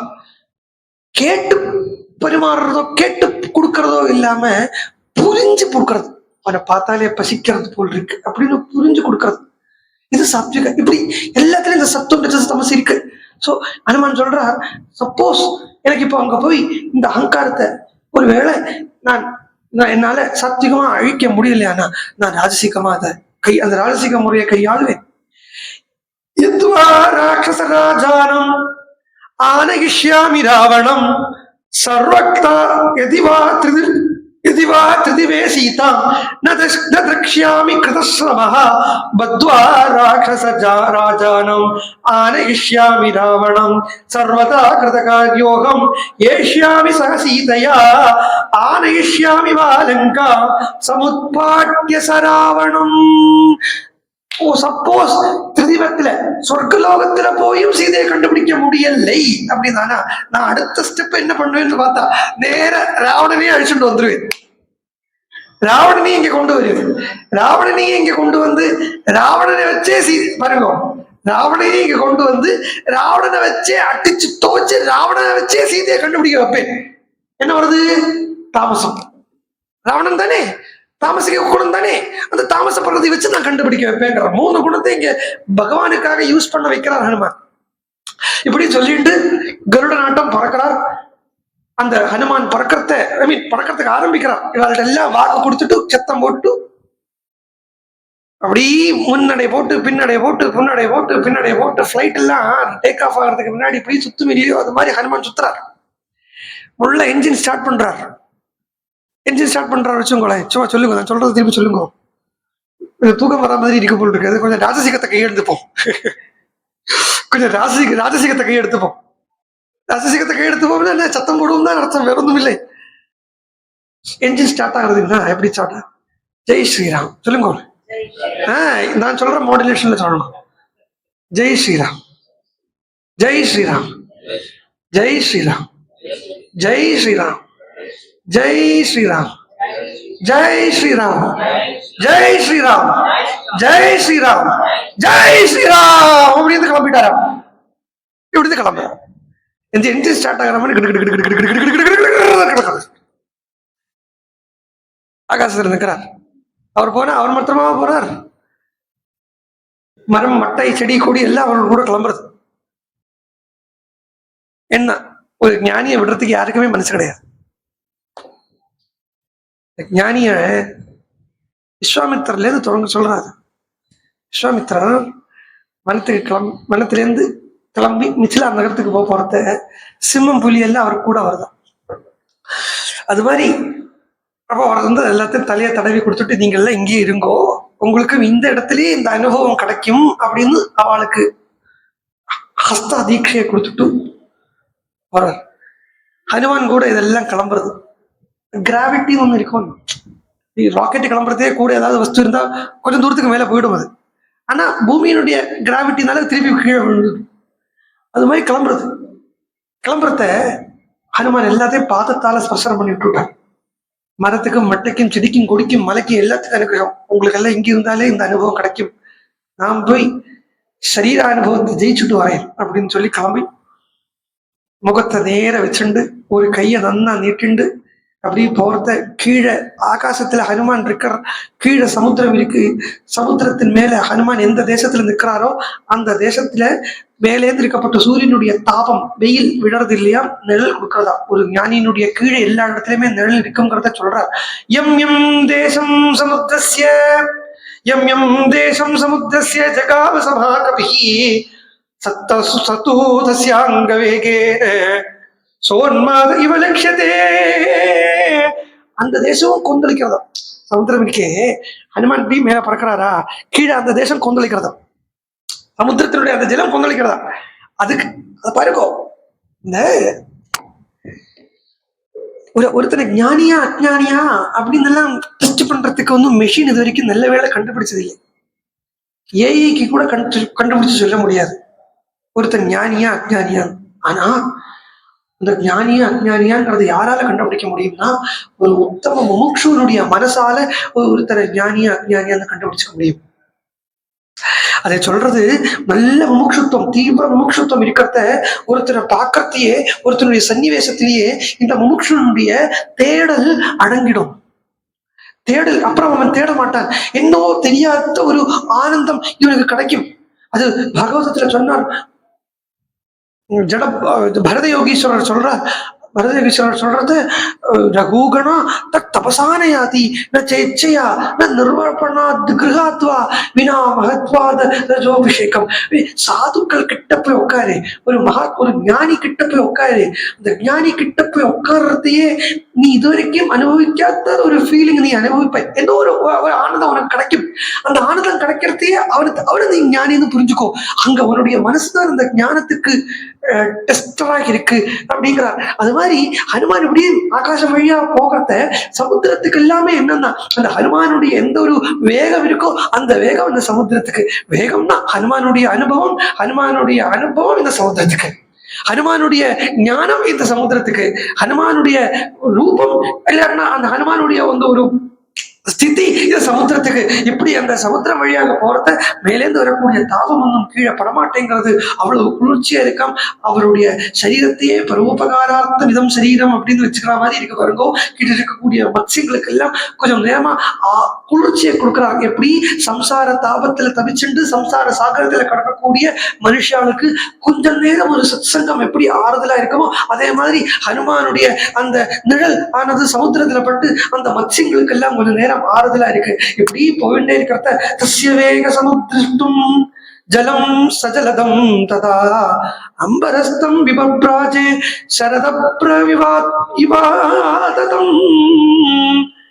வ்யோம்னி தம் கபிசார்தூலம் சுபர்ணமிவ மேனிரே கிரமமானம் சமீக்ஷாத புஜகாஹா சாகரங்கமாஹா. பாம்புகள் எல்லாம் ஆகாசத்துல போகக்கூடிய ஹனுமான பாக்கிறத சுபர்ணமிவ மேனிரே கருடன் போயிருக்கார் அப்படின்னு சொன்னாரா. சாயாவா நரசிம்ஹஸ்ய ஜவே சாரு சதுர் ஜவே சாருதராம்பரம் ஸ்வேதா பிரகட ராஜீவ வாயுபுத்திரானுகாமினி. ஹனுமான் போறாராம். ஹனுமான் போற கூட்டத்திலே ஹனுமானுடைய நிழல் அவர் பின்னாடியே தொடர்ந்து போறாம். இந்த மாதிரி சொல்றார் வால்மீகி. பக்தன் பின்னாடி போய் பகவான் அடையிறது. தேன மார்கேண சகசா துரோணீகிருத இவார்ணவஹ அபாதே பக்ஷி சங்கானம் பக்ஷிராஜ இவ இவ பிரஜன்னு. ஹனுமான் போறத அபாதே பக்ஷி சங்கானம் பக்ஷிகளுடைய மார்க்கம் வழியா போறாரா. அந்த பக்ஷிகள் எல்லாம் பக்ஷிராஜனான கருடன் வரான்னு கருடனுடைய ரெஃபரன்ஸ் திருப்பியும் வருது பாருங்க. இப்படி போயிட்டு இருக்கிறது பவமானம் துதம் திருஷ்டுவா ப்ளவகம் த்வரிதம் ததா வப்ருஷுஹு தத்ர புஷ்பாணி தேவ கந்தர்வச்சாரணாஹ. உயர்ந்த ஞான மார்க்கத்துல போயிட்டு இருக்கார் ஹனுமான். ஆகாச மார்க்கம் தான் ஞான மார்க்கம் தான் அர்த்தம். ஆகாச மார்க்கம் தான் ஞான மார்க்கம் தான் அர்த்தம். ஏன்னா எதுக்கும் ஆகாசத்துக்கு தான் லிமிட் இல்லை. பரபிரம்ம ஸ்வரூபத்தையும் ஆகாசத்தையும் ஒப்பிடுற வழக்கம் உண்டு உபனிஷத்துக்கள்ல. பரபிரம்மத்துக்கு அடுத்த வியாப்திங்கிறது ஆகாசத்துக்கு தான் இருக்கு. அப்கோர்ஸ் மாயைக்கு இருக்கு. பட் சொல்ல போனா ஆத்மன ஆகாச சம்போதான்னு உபனிஷத் சொல்லிடுத்துங்கிறதுனால அந்த ஆத்மாக்கு அடுத்தபடியாக ஆகாசத்தை தான் சொல்றது. அது ஆகாசம்ங்கிறதே ஆகாச மார்க்கம்ங்கிறதே ஞான மார்க்கம் தான் அர்த்தம். என்ன இதோ ராமாயணம். ராமாயணம் நான் எடுத்தோன்னா அதுல எல்லாமே தொடர் இடத்துல எல்லாம் ஞானம் தான் இருக்குங்கிறத ரொம்ப மனசுல ஸ்ட்ராங்கா படிச்சுங்க. அப்பதான் அனுபவிக்க முடியும். இப்ப ஆகாச மார்க்கமா போறாருன்னா அந்த யோகி ஞான மார்க்கத்துல போயிட்டு இருக்காரு. அப்படி அந்த யோகி ஞான மார்க்கத்துல போயிட்டு இருக்கக்கூடிய அந்த யோகியை பாக்குறத தேவகந்தர்வர்கள் எல்லாம், அதாவது தேவாள் கந்தர்வாள் என்கிற அர்த்தம் இல்லை, தேவகந்தர்வாஹா அப்படின்னு ஒரு கேட்டகரி இருக்கு. இந்த உபனிஷத்தை சொல்றது மனுஷ கந்தர்வான்னு ஒரு கேட்டகரியை சொல்றது, தேவகந்தர்வான்னு ஒரு கேட்டகரியை சொல்றது. மனுஷ கந்தர்வாள் அப்படின்னா மனுஷனா இருந்து சாதனை பண்ணி சித்தி அடைஞ்சவா, சித்திகள் எல்லாம் சின்ன சின்ன சித்திகள் அடைஞ்சவா. அதாவது இந்த ஆப்பிள் எடுக்கிறது, ஆரஞ்சு எடுக்கிறது, இந்த மாதிரி சித்திகள் அடைஞ்சவா மனுஷ கந்தர்வா. தேவகந்தர்வாள் அப்படின்னா உயர்ந்த சித்திகள் அடைஞ்சவா. அதாவது ஈஸ்வர மார்க்கத்துக்கு உண்டான அந்த அந்த சித்திகளை நெட்டிக்கிறது 2 தரத்தை சொன்னேன் இல்லையா. சாதாரண சித்திகள் தண்ணியில் நடக்கிற மாதிரியான சித்திகளும் இருக்கு. அதே அளவுக்கு இந்த அனிமா கனிமாங்கிற போல சித்திகள் எல்லாமே அதெல்லாமே ஈஸ்வர விஷயத்துக்காக திருப்பி விடுறதுக்கு உண்டான சித்திகளா இருக்கு. அப்படிங்கிறத இந்த ஈஸ்வர விஷயமான சித்திகளுக்கு தேவகந்தர்வர்கள் அப்படின்னு பேர். தேவகந்தர்வர்கள்னா என்னன்னா ஸ்பிரிச்சுவல் சித்திஸ், நாட் இப்படி சொல்ல மெட்டீரியல் சித்திஸ், ஸ்பிரிச்சுவல் சித்திஸ். மெட்டீரியல் சித்திஸ்னா மனுஷ கந்தர்வா, ஸ்பிரிச்சுவல் சித்திஸ்ங்கிறது தேவகந்தர்வா. இந்த தேவகந்தர்வால் எல்லாம் ஹனுமானுக்கு 30 வருஷங்களை விட்டுக்கிறாங்கிறத இந்த ஸ்பிரிச்சுவல் சித்திஸ் எல்லாம் ஹனுமானுக்கு அனுகூலமா இருக்கு. இப்படி போயிட்டு இருக்கா ஆகாசத்துல போயிட்டு இருக்கிறத சாகாயம் நரேந்திரஸ்ய யதிநாகம் ஹனுமதா. இவரே யாருன்னா இக்ஷ்வாகு வம்சத்துக்காக பாடுபடக்கூடியவர். இக்ஷ்வாகு வம்சம்னாலேயே சூரிய வம்சம், சூரிய வம்சம்னாலேயே ஞானம். சோ அந்த ஞான வம்சத்துக்காக அந்த ஞான மார்க்கத்துக்காக உழைக்கக்கூடிய ஹனுமானுக்கு நாம ஏன் சகாயம் பண்ணப்படாது அப்படின்னு இக்ஷ்வாகு வம்சத்தில் இருக்கக்கூடிய சாகரம் கேட்கிறதா. டோன்ட் திங்க் ஜஸ்ட் ஏதோ நடுவில் கிடக்கப்பட்ட ஒரு கடல் வந்து சமுத்திர கட்டப்பட்டது. என்ன நம்ம எல்லாம் மதில் கட்டுறாளே, இது எங்க தாத்தா கட்டின மதில், எங்க கொள்ளுப்பாட்டா கட்டின மதில் மர மாதிரி ராமர் வந்து சொல்லிப்பாரா இது என்னுடைய மூதாதையர்கள் கட்டின கடல். ஒரு கடலை தான் கட்ட முடியுமா? இல்லையா? உண்மை அது சொல்றத பெரிய இடி விழற மாதிரி தான் இருக்கும், அது எனக்கே தெரியறது. ஆனா கொஞ்சம் பொறுத்துண்டா இந்த ஆப்ரேஷன் பண்ற மாதிரி தான் கொஞ்சம் அந்த கொஞ்சம் வலியை பொறுத்துண்டானா ரோகத்திலேருந்து முக்தி அடைஞ்சுடலாம். அது கொஞ்சம் வலி. அது என்னன்னா கடல் இருக்கே, அப்ப இக்ஷ்வாகு கடல் இதெல்லாம் சொல்லியாச்சுனாலே திருப்பி நம்மளுடைய நேர புத்தி வந்து என்ன இந்த ராமாயணமாக்கம் சொல்லிட்டு இருக்கோங்கிறத கனெக்ஷன் இருக்கும். அங்க இங்க கனெக்ஷன் இருக்கும். சாகரம் வந்திருக்கு, சாகரத்தினுடைய கனெக்ஷன் எங்க போகணும் தெரியுமோ? நேர பாலகாண்டத்துல போயிடணும், கங்கா அவதரணத்துக்கு. அதுக்கு என்னவோ சொன்னேளே, எங்க வந்தது தெரியும், பகீரதன் கொண்டு வந்தான் தெரியும். ஆனா பகீரதன் எப்படி கங்கையை கொண்டு வந்தான் தான் தெரியலை. இருக்கு இல்லையோ? அப்ப சாகரத்துக்கு போகணும்னு சொல்றத இங்க என்ன நடக்கிறது வாஸ்தவத்துல? சாகரம், சாகரம்னாலேயே சமுத்திரம், சமுத்திரம்னாலேயே சமுதனாது வியாபகத்வாது சமுத்திரோ புத்தி லட்சணம் அப்படின்னு நிறுத்தம். சமுத்திரம்னா கடல் நினைச்சுக்காதீங்கோ, அதுக்கு ஜஸ்ட் பேரு கொடுத்திருக்கு. ஆத்துல பட்டி வாங்கிட்டு டோமின்னு பேர் கொடுக்குற மாதிரி தான் இந்த லோகத்துல காணப்பட்ட இந்த கடலுக்கு சமுத்திரம் அப்படின்னு பேர் வச்சிருக்கு. வாஸ்தவமா அதுக்கு பேரு பட்டின்னு தான். இன்னும் டோமின்னு உள்ளது யாருக்கோ அதுக்கு ஒரிஜினலா ஒரு டோமின்னு பேர் வச்சுட்டு இருப்பான். சமுத்திரம் அப்படின்னு சொல்லியாச்சானா வாட் இஸ் சமுத்திரம் எக்ஸாக்ட்லி தான் புத்திக்கு தான் சமுத்திரம்னு பேர். புத்தி தத்துவத்தை தான் சமுத்திரம்ங்கிற சொல் குறிக்கிறது. அப்ப இது என்னது? இது உப்பு வெள்ளம், அவ்வளவுதான், உப்பு வெள்ளம். அப்ப இது இப்ப இதை நம்ம சமுத்திரம், இதுதான் சமுத்திரம் அப்படின்னு ஏன் சொல்றேன் பிளீஸ், இதுதான் சமுத்திரம்னு கட்டி வச்சுக்காதீங்கோ. இதுவும் சமுத்திரம் தான், அது உங்க சமாதானத்துக்காக அப்படின்னு சொல்றேன். இதுவும் சமுத்திரம் தான், ஆனா உண்மையான சமுத்திரங்கிறது புத்தி. அதுவும் ஒரு ஞான மார்க்கத்துக்கு பிரவேசிக்க கூடியவனுடைய புத்தி. அது ஏன் ஞான மார்க்கம்னு அடிச்சு சொல்றேன் அப்படின்னா, இந்த சமுத்திரத்துலதான் கங்கை கலக்கறான்னு சொன்னான். இந்த சமுத்திரத்துல தானே கங்கை கலக்கறான்னு சொன்னா. கங்கை கலக்கறான்னா கங்கை அப்ப யாருன்னு பார்த்தோம் அன்னைக்கு. கங்கையை சொல்றதவே சொன்னோம். கங்கைங்கிறது ஆகாசத்துல இருந்து எங்க இருந்தோ நம்ம நதி வர்றது மாத்திரம் கங்கை இல்லை. இந்த கங்கைங்கிறது இந்த மகாபிராண சக்தியினுடைய சஞ்சாரம், உள்ள ஒழுகின்னு இருக்கக்கூடிய அந்த சக்தி பிரவாகம் தான் கங்கா. அந்த கங்கை இங்க பார்த்தீங்கன்னா கீழேந்து மேல வரும்படியா இருக்கு. அதுவே அந்த கங்கையை ராமாயணத்துக்குள்ள சொல்றத அந்த கங்கை மேலேந்து கீழே வந்ததுன்னா, அப்ப இதுக்கு ஒரு பொருத்தம் என்ன கொடுக்கறது அப்படின்னு பார்த்தா, நம்மளாட்டு ஒண்ணுமே பொருத்தம் கொடுக்க வேண்டாம். ஆல்ரெடி சாஸ்திரங்கள்ல பொருத்தங்கள்லாம் சொல்ல வச்சுக்கு, அதை எடுத்து மாத்திரம் ஒண்ணு இதுக்குள்ள பாருங்க. உப்பு, புளி, மிளகு எல்லாம் அங்கங்க இருக்கு. நம்ம வேலை ஜஸ்ட் அது எல்லாத்தையும் எடுத்து போட்டு குழம்பு வைக்கிறது தான் வேலை. அதே மாதிரி இப்போ கங்கை ராமாயணத்துல கங்கை சொல்றத கங்கை மேலேந்து கீழே வந்ததுன்னா, இப்ப நான் என்ன சொல்றேன், கங்கை மேலேந்து கீழே வருது இல்லை, கீழேந்து மேல வருதுங்கிறேன். ஆக்சுவலா அன்னைக்கு கங்காவதரணத்துல இதுக்கு உண்டான கம்ப்ளீட் ப்ரூஃபே நிரூபணம் பண்ணியாச்சு. அதனால இதனாலதான் இப்படின்னு திருப்பி திருப்பி சொன்னா அது அது பெரிய தோஷம், பூர்வோக்தி தோஷம், அது புனருக்தி தோஷம். அது சும்மா சொல்லிட்டு சொன்னதே திருப்பி திருப்பி சொல்லப்படாது. அதனால ஜஸ்ட் அந்த பாயிண்ட் மாத்திரம் சொல்றேன். கீழேந்து மேல வர்றது அங்க ராமாயணத்துல பார்த்தா மேலேந்து கீழே வருதுன்னா, பகவத்கீதையில புருஷோத்தம யோகம் ஆரம்ப ஸ்லோகம் எடுத்து வச்சுங்க. ஊர்துவமூலம் அதசாகம் அஸ்வத்தம் பிராகுரவ்யம் சந்தாம்சி அஸ்ய பர்ணாணி அஸ்தம் வேதச வேதவித் இப்படின்னு ஸ்லோகம். ஒரு மரத்தை சொல்றார் பகவான். அந்த மரத்தை சொல்றது, அந்த மரம் எப்படி இருக்குன்னா, ஊர்துவ மூலம் அதசாகம், மேல மூலம் இருக்கு. மூலம்ங்கிறதுனா வேறு, மேல வேர் இருக்கு, கீழே சாகை இருக்கு. சாகைன்னா அந்த பிரான்சஸ். சந்தா அப்ப இன்வெர்டட் விருட்சம். இந்த இன்வெர்டட் விருட்சத்தை தான் நீங்க பாக்குறோம். ஆனா இன்வெர்டட் விருட்சம் சொல்றதே ஒரு மரத்துக்கும் மேல வேர் இருக்காது, கீழே தான் வேர் இருக்கும் இல்லையா? கீழே தான் வேர் இருக்கும் இல்லையா?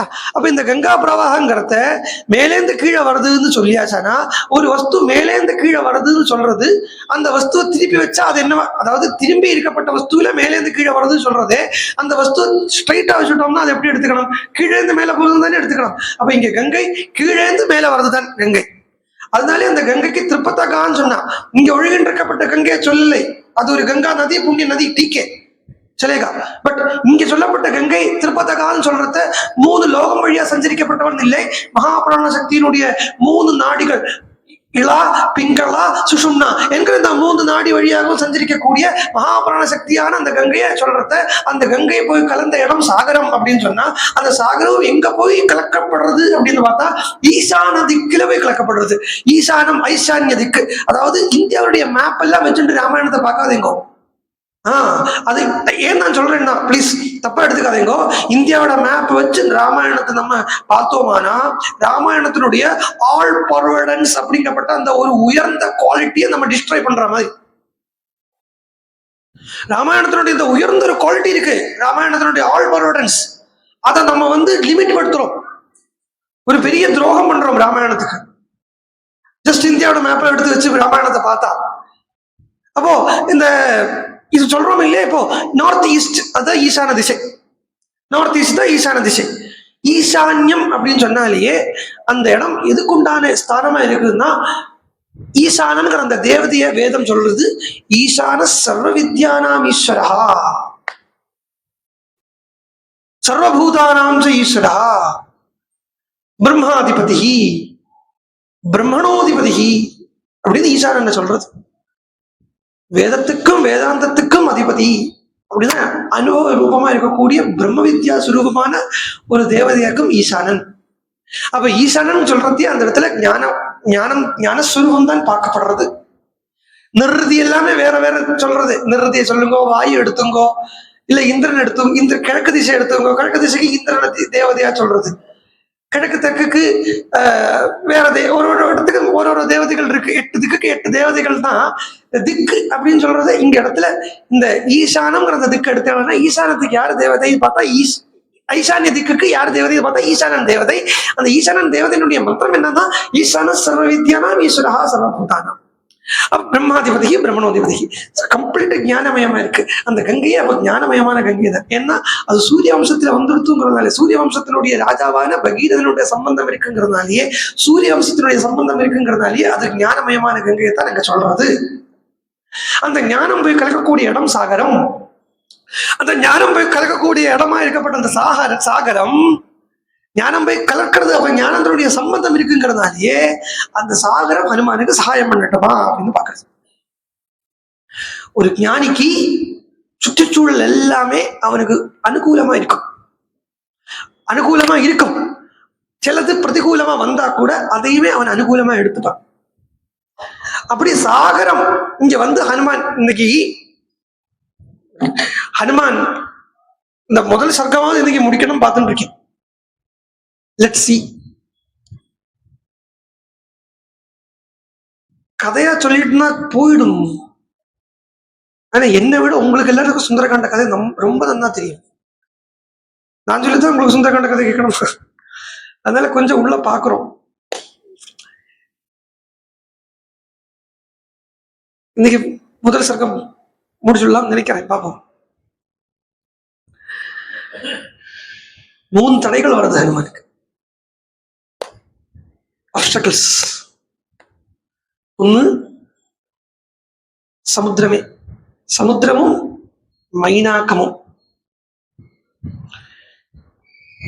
அடுத்தது சுரசா என்கிற தேவமாதா. அதுக்கடுத்தது சிம்ஹிகா என்கிற தாக்ஷாயணி. சுரசாவும் தாக்ஷாயணி தான், தக்ஷனுடைய பெண்ணு. சிமிகாவும் தாக்ஷாயணி தான். ஆனா அவள் ராட்சசி ஆயிட்டான். ராட்சசி ஆகிறது இதெல்லாம் இருக்கு இல்லையா, சாபம் கொடுக்கறதெல்லாம் இதிகாச புராணத்துல வரும் இல்லையா, நீ ராட்சசனா போ அப்படின்னு. அதாவது அதெல்லாமே தாமசிக குணம் எடுத்துப்பாயாக அப்படின்னு அர்த்தம். அது ஏகாதசி விரதத்தை கூட சொல்லுவா தெரியுமா. ஏகாதசி அன்னைக்கு தூங்கினா அதை மோகினி கொண்டு போயிடுவா. அந்த ஏகாதசி விரதத்தினுடைய பலனை சொல்லுவா. சத்தியம்தான். ஆனா மோகினின்னு ஒரு ரூபத்தை எல்லாம் கற்பனை பண்ணிக்காதீங்க. மோகினிங்கிறது ஒரு மாதிரி ராட்சச கேட்டகரி தான். ராட்சசன் தான் தாமசிகம். நீ ஏகாதசி அன்னைக்கு தூங்காதீரு சொல்றத இப்படி சொல்றான். ஏன்னா தூங்குறதுங்கிறது தாமசிக குணம். நீ தாமசிக குணத்துல போகாம இருங்கிறதுக்காக இப்படி சொல்ற. சோ சிமிகாங்கிறது ராட்சசி வரா. இந்த 3 தடை முதல்ல வருது. இதுவோ சாகரம், அதுவும் ஞானமயமான சாகரம். ஆனா அந்த ஞானமயமான சாகரத்துல ஒரு புத்திசாலியான புத்தி தத்துவ பிரதாரகனான ஹனுமான் ஈகோங்கிற அகங்காரத்தை இல்லாம பண்ணி ராமனுடையவே இதர சக்தியா இருக்கக்கூடிய சீதைங்கிற அந்த ஞான வடிவத்தை இல்லாட்டின அந்த பக்தியை எடுக்க போறத ஒரு சாதகனுக்கு, இப்ப ஹனுமான சாதகனா பாருங்கோ, 3 தடைகள் வருது சுவாபாவிகம். அந்த 3 தடைகள், ஒண்ணு ஆத்தியாத்மிகம், இன்னொன்னு ஆதி தெய்வீகம், 3வது ஆதி பௌத்திகம். இதுக்கு தாபத்திரயங்கள் அப்படின்னு பேரு. ஆத்தியாத்மிக தாபம் அப்படின்னு சொன்னா என்னுடைய எல்லா ப்ராப்ளமும் என்கிட்ட தான் இருக்கு. ஆனா என்னுடைய சரீரமோ என்னுடைய மனசோ என்ன போட்டு படுத்துறது தான் ஆத்தியாத்மிக தாபம்.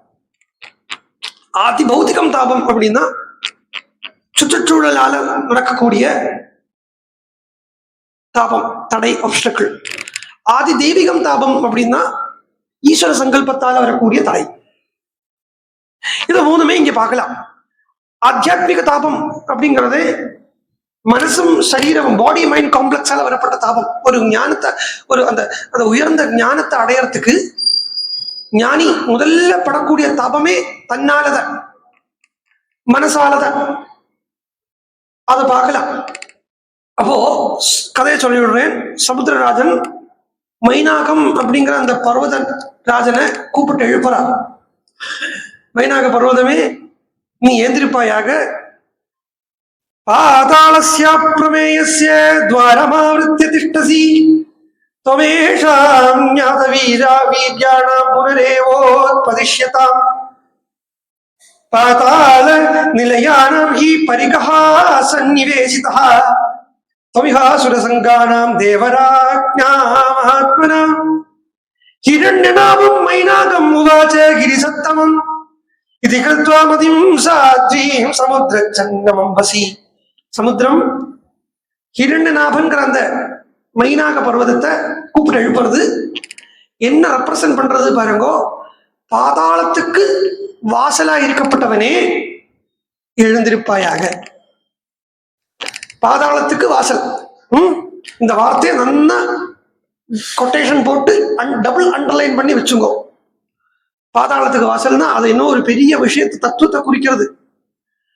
சொல்றார், ஹனுமான் ராமகாரியார்த்தம் பீமகர்மா கமாப்ளுதா அஸ்ய சாத்யம் மயா காரியம் இக்ஷ்வாகு குலவர்த்தினா.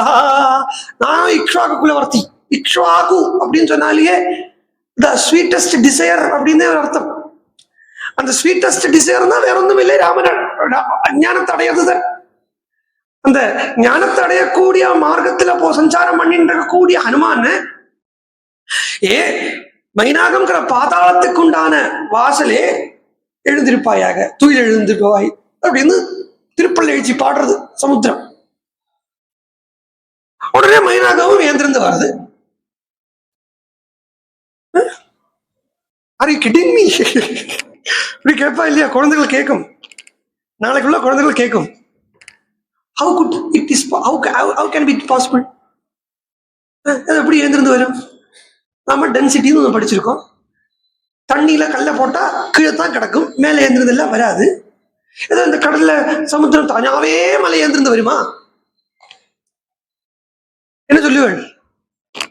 சொல்றதுக்கு பதில் இல்லைன்னா என்ன ஆகும் தெரியுமா? நம்ம இந்த கேட்டு வச்சிருக்கப்பட்ட இந்த கெட்டு கதைகளையே நம்பிந்து அதே அடுத்த ஜெனரேஷனுக்கு கொடுத்துட்டு இருந்தோமா, அது என்ன தெரியுமா? ஹிந்து மதம் இருக்கு இல்லையா, இந்த சனாதன மதம் இருக்கு இல்லையா, ஆக்ஷேபிக்கப்படும், அவமானப்படுத்தப்படும். அடுத்த தலைமுறைகளுக்கு ரீசன் தானே வேண்டி இருக்கு. உங்க கதையொന്നും யாருக்குமே வேண்டி இல்லை. அல்பா வந்தாரா, பால சுருட்டினாராம், கதையை வச்சுட்டாராம் சொன்னா போயிட்டு வாங்க, நீ ஹனுமான் கூட அப்படியே போயிடுங்க, நெக்கே போயிடுங்க. குழந்தைகள் இனிமுள்ள குழந்தைகளுக்கு ஜஸ்ட் ரீசன் தான், காரணம் தான் வேணும். அதுவும் அவளை நம்புறது, அவளுக்கு சொல்ற மாதிரி சொல்லணும். ஆமா, ஹனுமான் பக்திங்கிற சீதையை ஹனுமான் அந்த பாதை தான் ஃபாலோ பண்ற. ஹனுமான் பக்திங்கிறத சீதையை எங்க போய் தேடுறாரு பாருங்கோ, சரீரம்ங்கிற அந்த சாக்கடையா இருக்கப்பட்டது லெங்காய்க்குள்ள போய் தேடி பிடிச்சுட்டு வர. அதே மாதிரி குழந்தைகளுக்கு சொல்லணுமானா குழந்தைகளுடைய குழந்தைகளா இருந்து அவ லெவலுக்கு இறங்கிட்டு சொல்ல முடியும். ஆனா இந்த காலத்து குழந்தைகளுக்கு லெவலுக்கு இறங்க வேண்டியதெல்லாம் ஒன்றும் தேவையில்லை. அவெல்லாம் நம்மளை விட மேல லெவல்ல தான் நின்றுட்டு இருக்கா. ஆமா, கல்லு நாங்க பிசிக்ஸ் படிக்கிறோமே, உங்க ராமாயணம் பிசிக்ஸுக்கு எதிர்ப்பா இருக்கே அப்படின்னு தான் இங்க இருந்து ஒரு ரீசன் கண்டுபிடிச்சு வச்சிருக்கோம் நம்ம. சும்மா வேற science and there start spirituality. அப்ப என்ன அர்த்தம் தெரியுமா? அதுக்கு ஸ்பிரிச்சுவாலிட்டி சயின்டிபிக் எல்லாம் அர்த்தம் ஆயிடும். அவன் சொல்லுவேன், எனக்கு சயின்டிபிக்கா இல்லாத ஒண்ணுமே வேண்டாம். என்ன பண்ணுவேன்? I need science. I believe in facts. எப்படிமா? I don't want any possibilities. நீங்க சொல்றது fiction. பிலீஃப். நான் சொல்றது ஃபேக்ட். I need facts. வால்மீகின்னு சும்மா இல்லை, இன்னும் நான் சொல்றேன். இப்ப இந்த போன ஒரு ஜெனரேஷனுக்கு கதை போருமா இருந்தது. அப்கோர்ஸ் போன ஒரு ஜெனரேஷன் கதை கேட்டு இருந்தா அது கதையே போருமா இருந்தது. இந்த ஜெனரேஷன் அப்படி இல்லை. ஆனா வால்மீகி போன ஜெனரேஷனுக்கும் நல்ல, இந்த ஜெனரேஷனுக்கும் நல்ல, இனி வரப்போற ஜெனரேஷன் இல்லை, உலகம் உள்ள அளவு காலம் வால்மீகியினுடைய ராமாயணம் செல்லும். அதாவது காலத்துக்கு அதாவது அப்படி எடுத்துக்க முடியும். அது ராமாயணத்தை காலாதீதமாகவும் ராமாயணத்தை பார்க்கலாம். அப்படி இருக்கு ராமாயணம். அப்போ என்ன, இப்ப நான் ஒன்னு சொல்றேன், ஒரு ஜஸ்ட் சின்ன ஒரு பாயிண்ட் வச்சுங்களேன். தட்சிண திசைக்கு போனான்னு சொல்ற ஹனுமான் எல்லாம் அன்றைக்கே நான் சொன்னேன், இது இங்க உள்ள மலையை சொல்றது இல்லையே நான் சொல்லிட்டேன். திருப்பி அதை சொல்றதுக்கு எனக்கு கஷ்டமா இருக்குங்கிறதுனால நான் அடக்கிறேன். இந்த ஹம்பி கிஷ்கிந்தா அந்த ஏரியா, கிஷ்கிந்தாங்கிறது இந்த ஹம்பி காணப்பட்ட பிரதேசம் அப்படின்னு நினைச்சுட்டு இருக்க வேண்டிய தேவை இல்லை.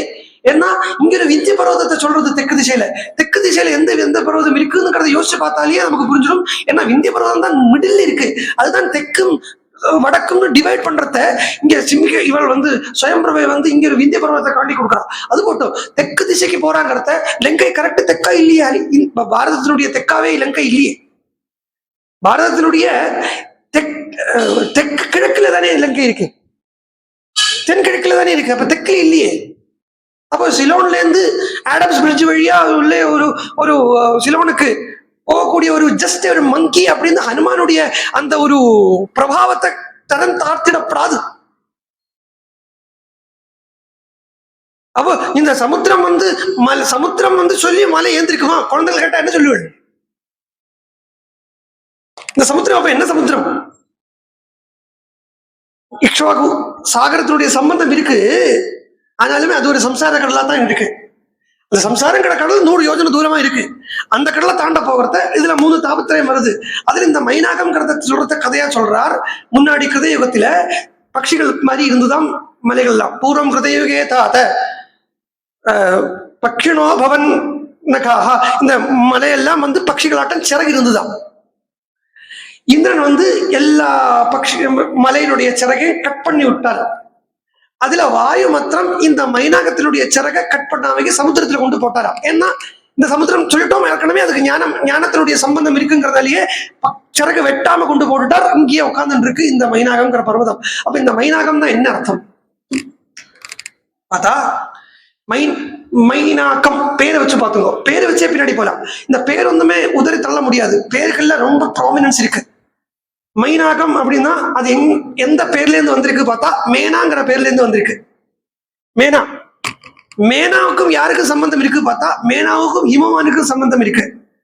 ஹிமவான் அப்படின்னு சொன்னாலே ஹிமவான் தான் இந்த இப்ப இருக்கப்பட்ட ஹிமாலயம் மாத்திரம் இல்லை. ஹிமவான் சொல்லிட்டு ஹிமாலயம் கூலஸ்ட் பிளேஸ் ஃபார் சாதனை அப்படின்னா ஹிமாலயம்ங்கிறது சித்தத்தை தான் குறிக்கிறது. எங்க தியானம் சித்திக்குமோ, எங்க மெடிடேஷன் சித்திக்குமோ அதுதான் சித்தம்.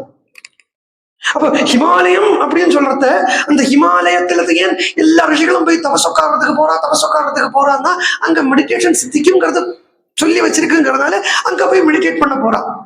சினிமா ஆக்டர்ஸ் உள்பட போறா, ஹிமாலயத்துக்கு தான் போய் மெடிடேட் பண்ண போறா.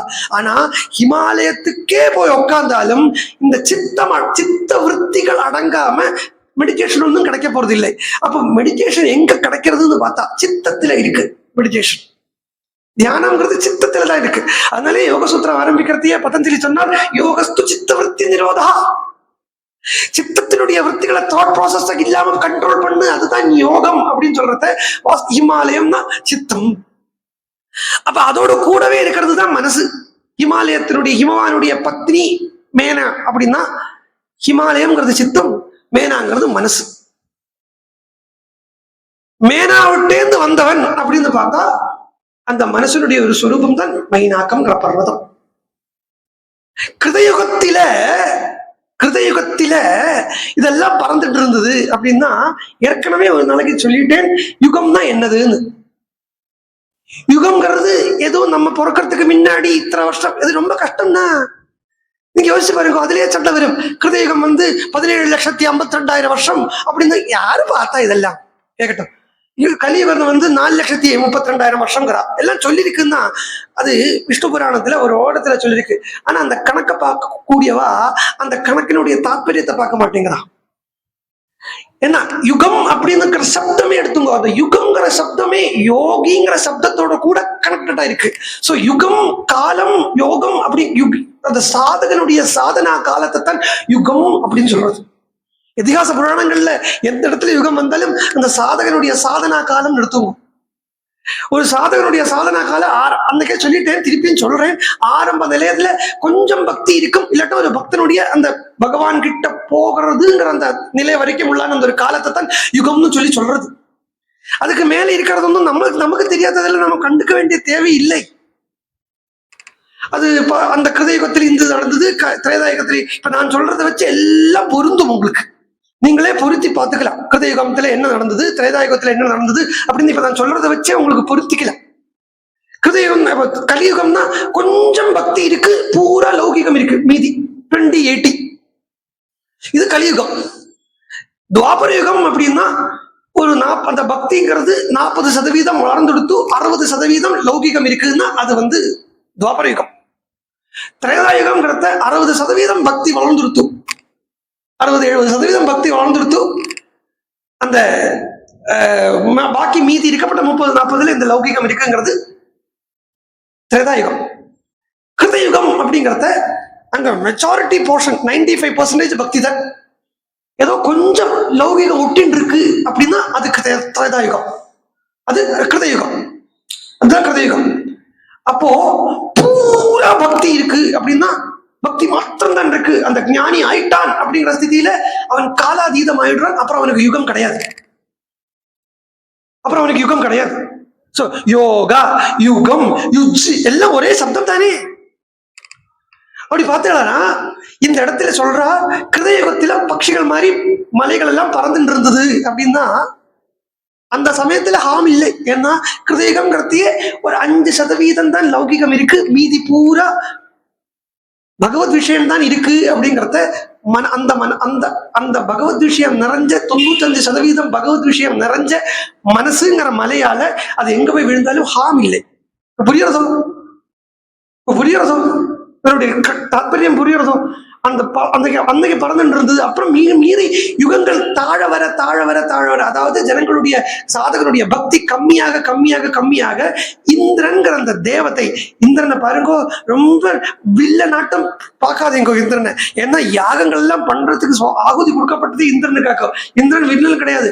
இந்திரன்கிறது ஒரு தேவதைனாலே ஞானின்னு அர்த்தம். மேலும் பிரம்ம வித்யா சம்பிரதாயத்துல உபனிஷத்துக்கள்ல சாந்தி பாடம் சொல்றத சொஸ்தின இந்திரோ விருத்தஸ்வவாகங்கிறோம். எனக்கு நிறைய கேட்கறதுக்கு இந்திரன் எனக்கு அனுகிரகம் பண்ணட்டும் சொல்றத, இந்திரன்கிறது யாருன்னா ஏதோ நம்ம கேட்கறதுக்கு தடை பண்ணக்கூடிய விஷயங்களை இல்லாம ஆகக்கூடியவன் இந்திரன். அப்படின்னா எது கேட்கறதுக்கு தடை பண்றதுன்னு பார்த்தா இந்திரியங்கள் தான் கேட்கறதுக்கு தடையா இருக்கு. சிரவண இந்திரியத்தை தவிர்த்து மீதி இந்திரியங்கள் எல்லாம் கேட்கறதுக்கு தடையா இருக்கும். இப்ப யாராவது இங்க வந்தாங்கன்னா இந்த கேட்கறது நேரம் அவள் மேல போயிடும், திருஷ்டி அவள்கிட்ட போயிடும், கை காலெல்லாம் சும்மா இருக்காது. இதெல்லாமே அந்த இந்திரனுடைய ஸ்வரூபம் என்னன்னா இந்த கேட்கறதுக்கு தடை இல்லாமக்கி ஆக்குறது. அதாவது இந்திரியங்கள் மேல ஜெயத்தை கொடுக்கறது தான் இந்திரனுடைய டியூட்டி. அதனாலே இந்திரியத்தின் மேல ஜெயம் கொடுக்கறதாங்கிறதுனாலே இந்திரனுக்கு ஜெயம்னே ஒரு பேரு, இந்திரனுக்கு ஜெயம் ஒரு பேருண்டு. அதனாலதான் இந்திரனுடைய பொண்ணுக்கு ஜெயந்தின்னும் இந்திரனுடைய பிள்ளைக்கு ஜெயந்தன்னும் பேரு. இந்திரனுக்கு தான் ஜெயம்னு பேரு. இந்திரியத்தை ஜெயிக்க வைக்கிறாங்கிறதுனால இந்திரனுக்கு ஜெயம். சோ அந்த இந்திரன் என்ன பார்த்தான், இப்படி இருக்கக்கூடிய ஸ்திதியில மனசு பறக்கப்படாது, அந்த மனசுங்கிறத மலை பறக்கப்படாது. அதனால என்ன பண்றான்னு பாருங்க, இந்திரன்கிற அந்த தேவத்தை மலையாக இருக்கப்பட்ட, அதுவும் மைனாக பர்வதம்ங்கிற ரூபத்தில் இருக்கப்பட்ட மனசை பறக்க ஒட்டாம கருணை பண்ற ஞானத்துக்கு சம்பந்தம் உள்ள கடல்ல கொண்டு போட்டு.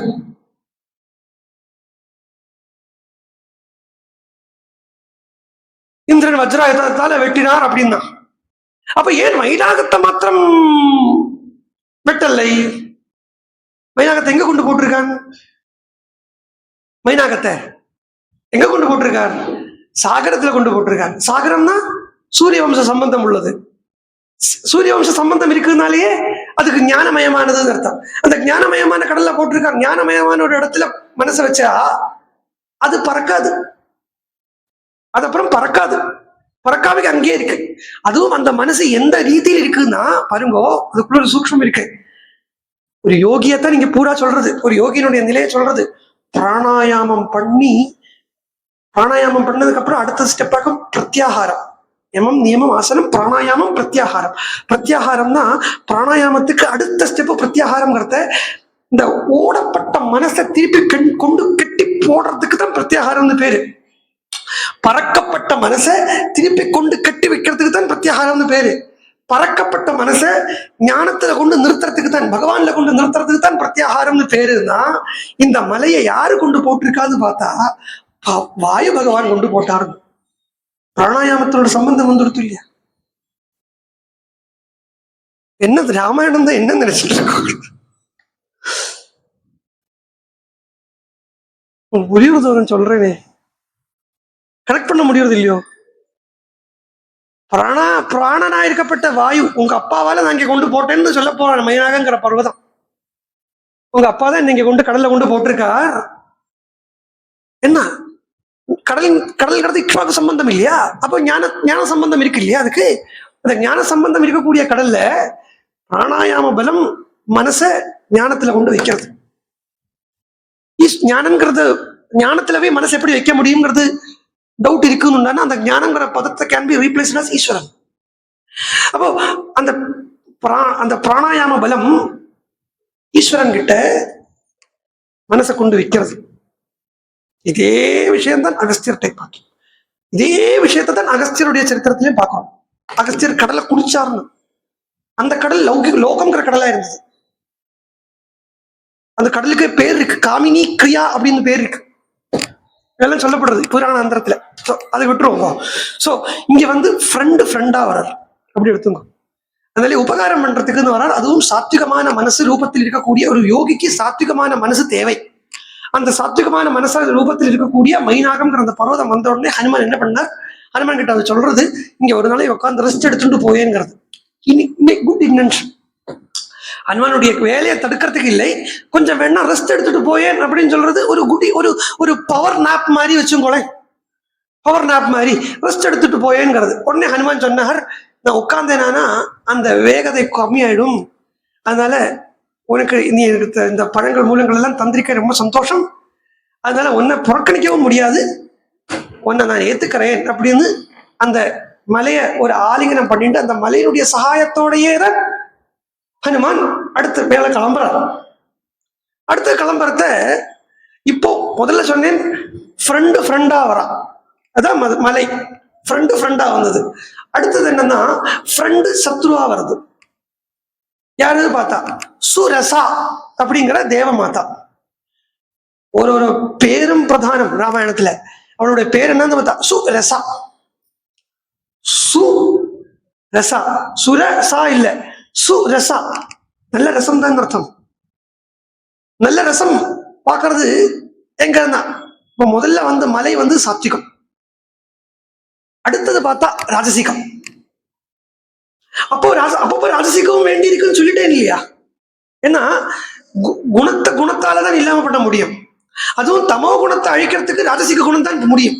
இந்த முள்ளால் எடுக்கிற மாதிரி தான் குணத்தாலதான் இல்லாம பண்ணி மனசாலதான் அழிக்க முடியும்.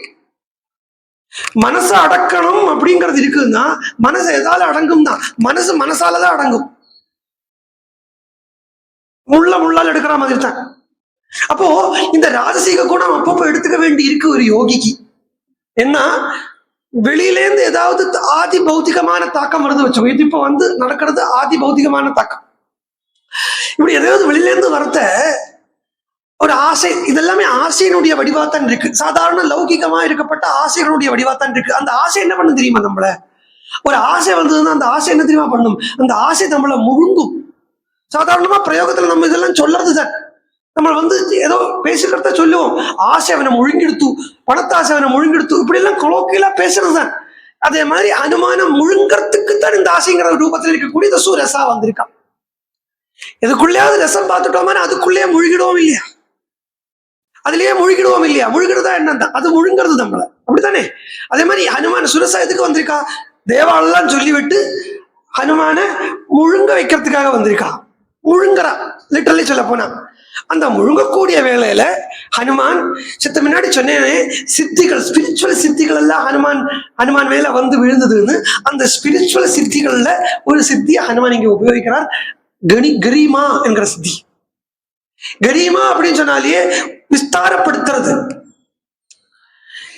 ஏன் முழுகி போறது, ஏன் சுரசத்தில முழுகி போறது அப்படின்னா, இந்த டேஸ்ட் எனக்கு ரொம்ப ஒரு விஷயத்த வச்சு, இதுதான் எனக்கு ரொம்ப பிடிச்சிருக்கு அப்படின்னு நம்ம கன்ஃபைன் பண்ணிட்டோமானா அதுக்குள்ளே முழுகி போயிடுவோம். நம்ம விஸ்தாரப்படுத்திட்டோம் வச்சுக்கோ, நம்மளுடைய லைக்ஸ் அண்ட் டிஸ்லைக்ஸையும் நம்ம விஸ்தாரப்படுத்தணும் வச்சுக்கோ, நம்மளால எந்த டேஸ்டாலையும் நம்மளுடைய லைக்ஸ் அண்ட் டிஸ்லைக்ஸால நம்மள முழுக முடியாது. அதனாலேயே ஹனுமான் சுரசால முழுகாதது காரணம் அவரை விஸ்தாரப்படுத்தினார், சுருக்கிக்கலை. He was not choosy. He's not choosy. இந்த சூசிங்கிறது அங்க ஒரு பெரிய ஆபத்து இருக்கு சூசில, சூசினஸ்ல. அது சுருக்கிடுறது பாருங்க, நம்மளுடைய சர்க்கிளை சுருக்கிடுறது, நம்மளுடைய அந்த ப்ரொவிடன்ஸை சுருக்கிடுறது, நம்மளுடைய இது அது அந்த ப்ரூடன்ஸை விவேகத்தை சுருக்கிடுறது. ஸோ சுருங்கிறதுங்கிறது எப்பவுமே குண்டிதம் சொல்லுவா. குண்டம், குண்டம் சுருங்காம விஸ்தாரமா இருக்கிற நிலைக்குத்தான் விகுண்டம் ஓர் வைகுண்டம்.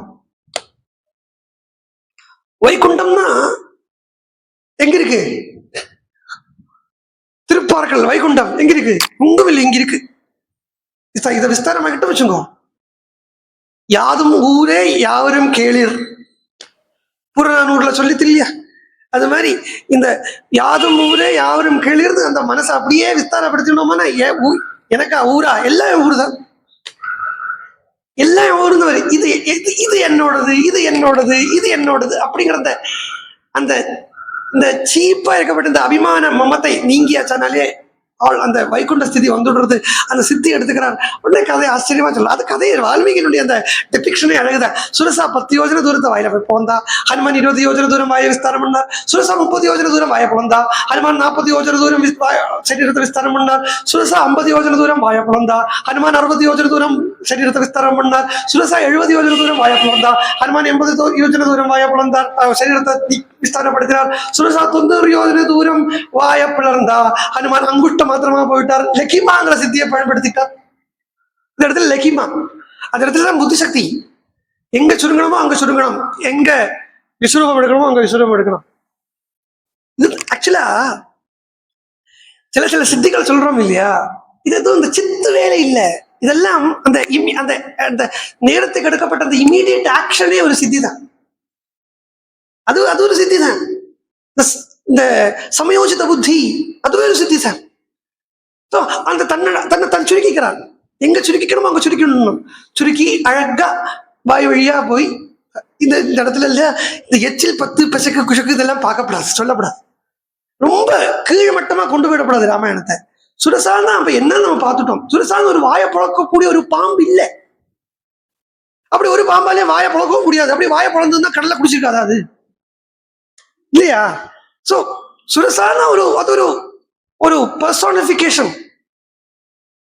என்னத்தோட ஒரு ராஜசீக கேரக்டரோட ஒரு பர்சோனிபிகேஷன், ஒரு ஆசையினுடைய ஒரு பர்சோனிபிகேஷன். அந்த ஆசையை தான் அடக்காமைக்கு, அந்த ஆசைக்கு தான் அடங்காமைக்கு வாய நல்லா பிறந்தார்.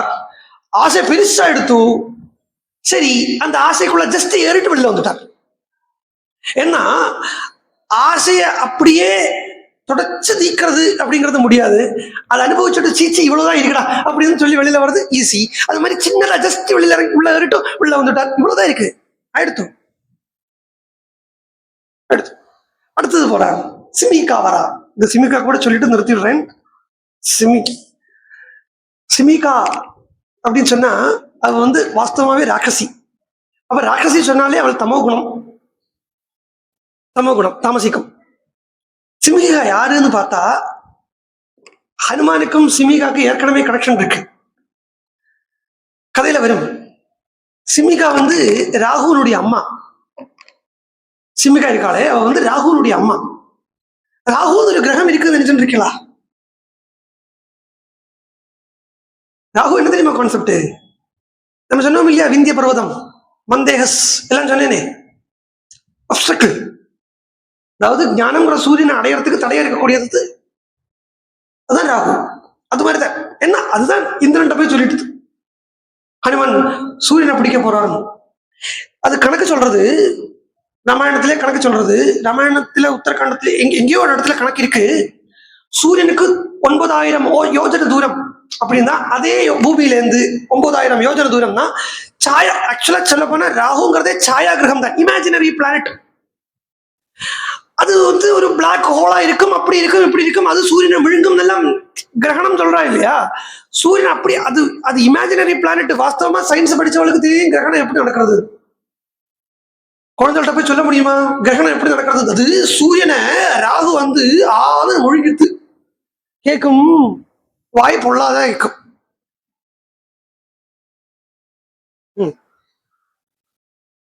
குழந்தைகளுக்கு கதை சொல்லணும் அப்படின்னா, குழந்தைகளுக்கு இன்னும் இந்த காலத்துல குழந்தைகளுக்கு கதை இல்லை, லாஜிக் தான் சொல்லணும்.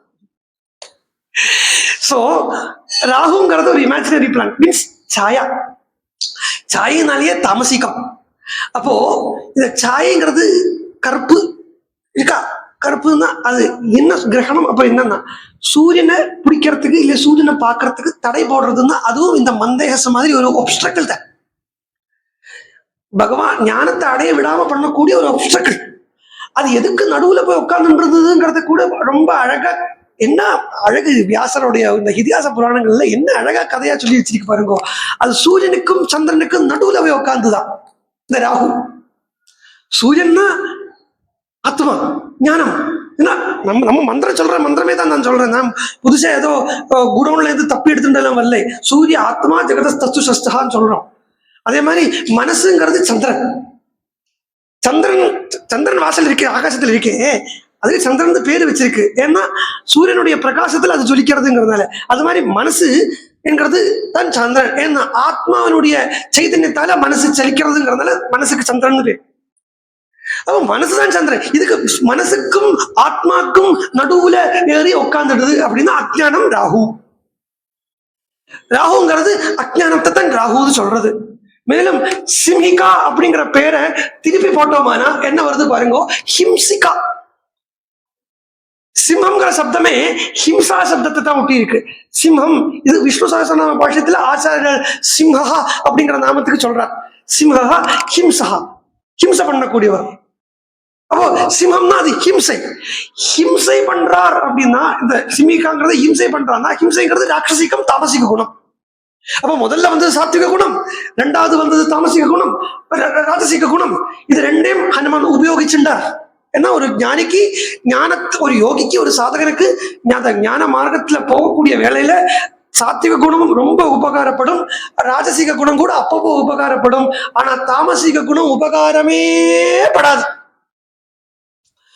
ஞானத்தை அடையக்கூடிய ஒரு முமுட்சுவுக்கு தாமசிக குணம் உபகாரமே படாது. இந்த சிமிகா எக்ஸாக்ட் தாமச குணத்தினுடைய சுரூபமா இருக்கா. ஏன்னா ராகுனுடைய அம்மாவா இருக்காங்கிறதுனாலேயே.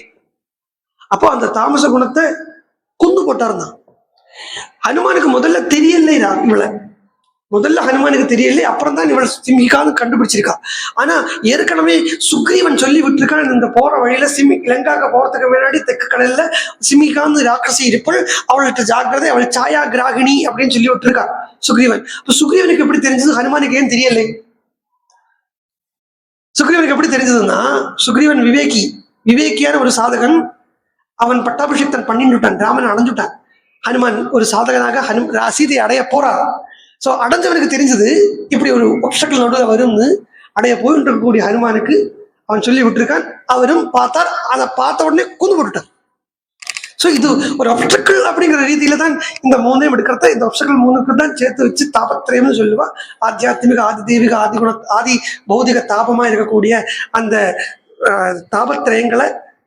தாபத்திரயங்கள் இருக்கக்கூடிய அந்த சமுத்திரத்தை தாண்டி சந்தியா காலத்துல ஹனுமான் லங்கையில் இருக்கக்கூடிய திரிகூடம் அப்படிங்கிற அந்த மலைக்கு மேல குதிச்சா. திரிகூடத்துக்கு மேலதான் லங்காவே இருக்கு அப்படின்னு சொல்லி சாயங்காலம் பிரதீட்சை பண்ணிட்டு ராத்திரி ஆகிறதுக்கு வெயிட் பண்ணிட்டு உட்கார்ந்துட்டு இருக்காருங்கிறதோட இன்னைக்கு இருக்கட்டும். நாளைக்கு பார்க்கலாம்.